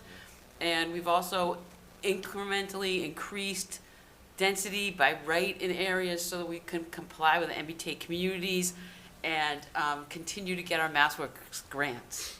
So it was an incredible meeting. We had a lot of really good things done. And I think as this committee has worked with each other, I feel like we've really created these bonds and friendships that I think can only help Franklin going forward with the planning board and the ZBA. And we kind of understand each other a lot more now, and it was, right? And it's been incredible and a pleasure to work with everyone. I guess I'll just leave it at that. How's There that? you go. Thank you, Mr. Chairman. Thank you, Councilor Hamblin, and having sat in on or at least listened to that meeting along with many of the others, I just want to thank you and the EDC Plus committee for all their work to date, and I know there's more coming. We're gonna do it. Okay, budget did not meet. Gatra? Nope. Future agenda items. Councilor Sheridan. Nothing at this time. Councilor Frangillo. Nothing at this time. Councilor Hamlin. Nothing at this time. Councilor Cormier Ledger. Nothing is time, sir. Councilor Chandler. Nothing at this time. Councilor Pellegrini. Well, I'm not sure if this is an agenda item. I got a letter from a resident that wants to put together fans for Franklin families, fans. And is that something she'd like to have the council be in support of? So if we need to have support, doesn't it have to be a It would, agenda? yeah, I guess, why don't we have the town administrator just speak with them and then see what the avenue should be, All right. if that's okay. Oh, well, it's fine. And then, I think she's already spoken to you. Mary O'Neill? Nope. No? Okay. Fans, F-A-N-S? Yes. Fans, F-A-N-S, yeah. I have not talked to Mary in a while, so Okay. she What certainly is knows how to get in touch yours? with me. For those people that, during the summer, the real hot months, that she knows of some, her brother being one, had passed away because of the heat. And she wanted to get something together to have, and she's talked with the fire department, and maybe have a place to store fans that people could donate. Okay. All right, so I think then it would go through you and not through an agenda item. Yeah, wouldn't necessarily need to Okay. come through us, that's something Jamie I'll could. give you this paper afterward, Jamie. Thank you. Okay, great. Mr. Chairman. Thank you, Councilor Pellegrini. Councilor Jones. No, sir. Councilor DeLarco. Nothing at this time. Okay, Councilor comments. Councilor Cormier Ledger. Thank you, Mr. Chairman, and I will try to be brief, considering how late it is. I just can't help but take note of how lucky we are to live in this incredible town. Because you just have to turn on the television right now, and you'll see the people of Memphis reeling around an unnecessary death. You can see Governor DeSantis pulling books and funding for DEI. You can just see bad news after bad news after bad news. Yet, we sit here tonight, we're celebrating public safety. We are talking, we can hear through our school department reps all the great work that they're doing to encourage new books and encourage new learning.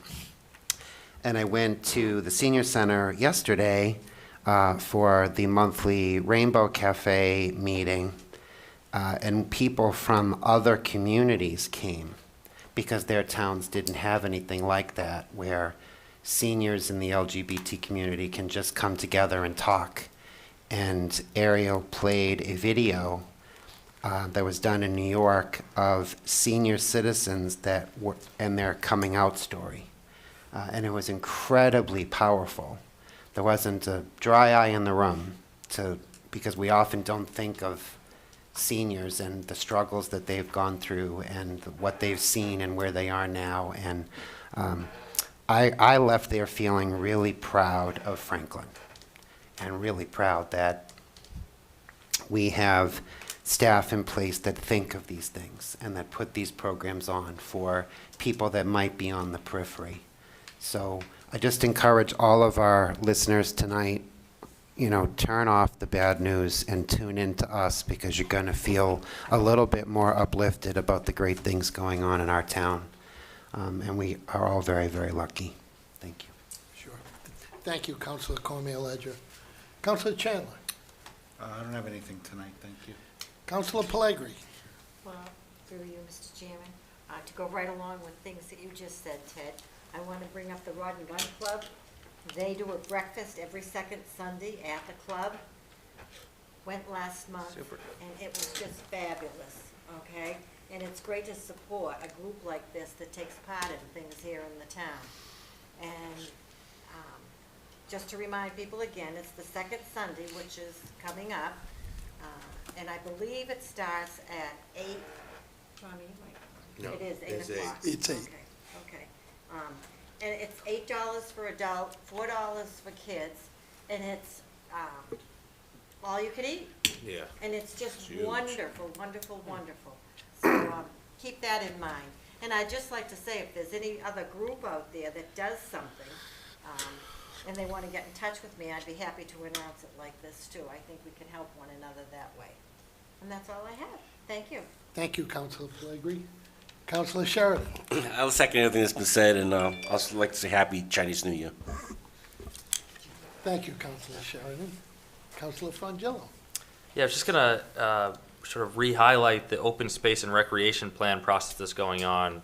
There's meetings all spring, every second or every 2 Thursdays. It's a really, really in-depth process. You go online and find the topic by topic, which day it's being covered, and if you can't show up to that specific one, where to give them notes, or a second day that you could show up to talk about that specific topic. It's a lot of people working really hard that are gonna shape the direction of our open space and recreation for the next 10 years. So tune in and take part in that if you have some things to add. Thank you, Councilor Frangillo. Councilor Hamblin. Thank you, Mr. Chairman. I have just written down volunteer for all the committees that came, the volunteer sign-up came out in, today, that the town administrator already spoke about. And I just wanted to say, if you're lucky enough to be able to be indoors on Saturday, please stay inside on Saturday and stay safe and warm. I think it's going to be pretty tough out there for people if they can't get inside. Thank you, Mr. Chairman. Thank you, Councilor Hamblin. Councilor Jones. Thank you, Mr. Chairman. I'm going to piggyback on Councilor Hamlin's comment in regards to the colds. I do highly recommend that anybody who has the option, who has the possibility to check on their elderly neighbors and check, and just people who may be in need already. It is going to be extremely cold this weekend, dangerously cold. I've worked in these conditions. It's absolutely brutal. It doesn't take very long to get frostbite, so please be careful and check on your neighbors and stay warm. But my only other comment I wanted to say was, and I kudos to Councilor Cormier-Ledger in regards to, you're right, this is a great community. We are very fortunate to live in this town, and very fortunate to have a great council like this. I want to thank Councilor Hamlin for doing such a great job as chair of EDC. It had its challenges. I don't know if many of the councilors tuned into the meetings, but at times it was undoubtedly challenging, and she fared very well as the chair. At times she only had to throw a gavel once or twice at people, but Mostly you. Yeah. She was next to me, so she could just He has hit all me these directly. bruises on his Yeah, look at me. shins, Look what she did to me. But I just wish everyone please be safe this weekend, and thank you, Mr. Chairman. It was a very good night tonight, great presentations. Thank you, Councilor Jones. Councilor DeLarco. Yeah, everybody just said it. I agree with Councilor Cormier-Ledger. I don't even like to watch the news anymore. It's just turn it off. Just turn it off. It's the best way to get rid of it. Just have everybody stay safe. This is gonna be a cold one, but it's gonna warm up fast too. It's gonna warm up Sunday. We'll be good. A lot of burst pipes, right, Bobby? Yeah, I'm not a plumber though. Marty Pellegrini's retired. So that's it, Mr. Chairman. Thank you, Councilor DeLarco. I have nothing to add, so I would entertain a motion to adjourn. So moved. Second. Non-debatable. All those in favor signify by saying aye. Aye. Opposed? Motion carries. Thank you. Good night, everybody. Thanks for watching. Jamie, Yeah, do yeah. we have Please. a warming place that Some water. people can go if they have problems? Yeah.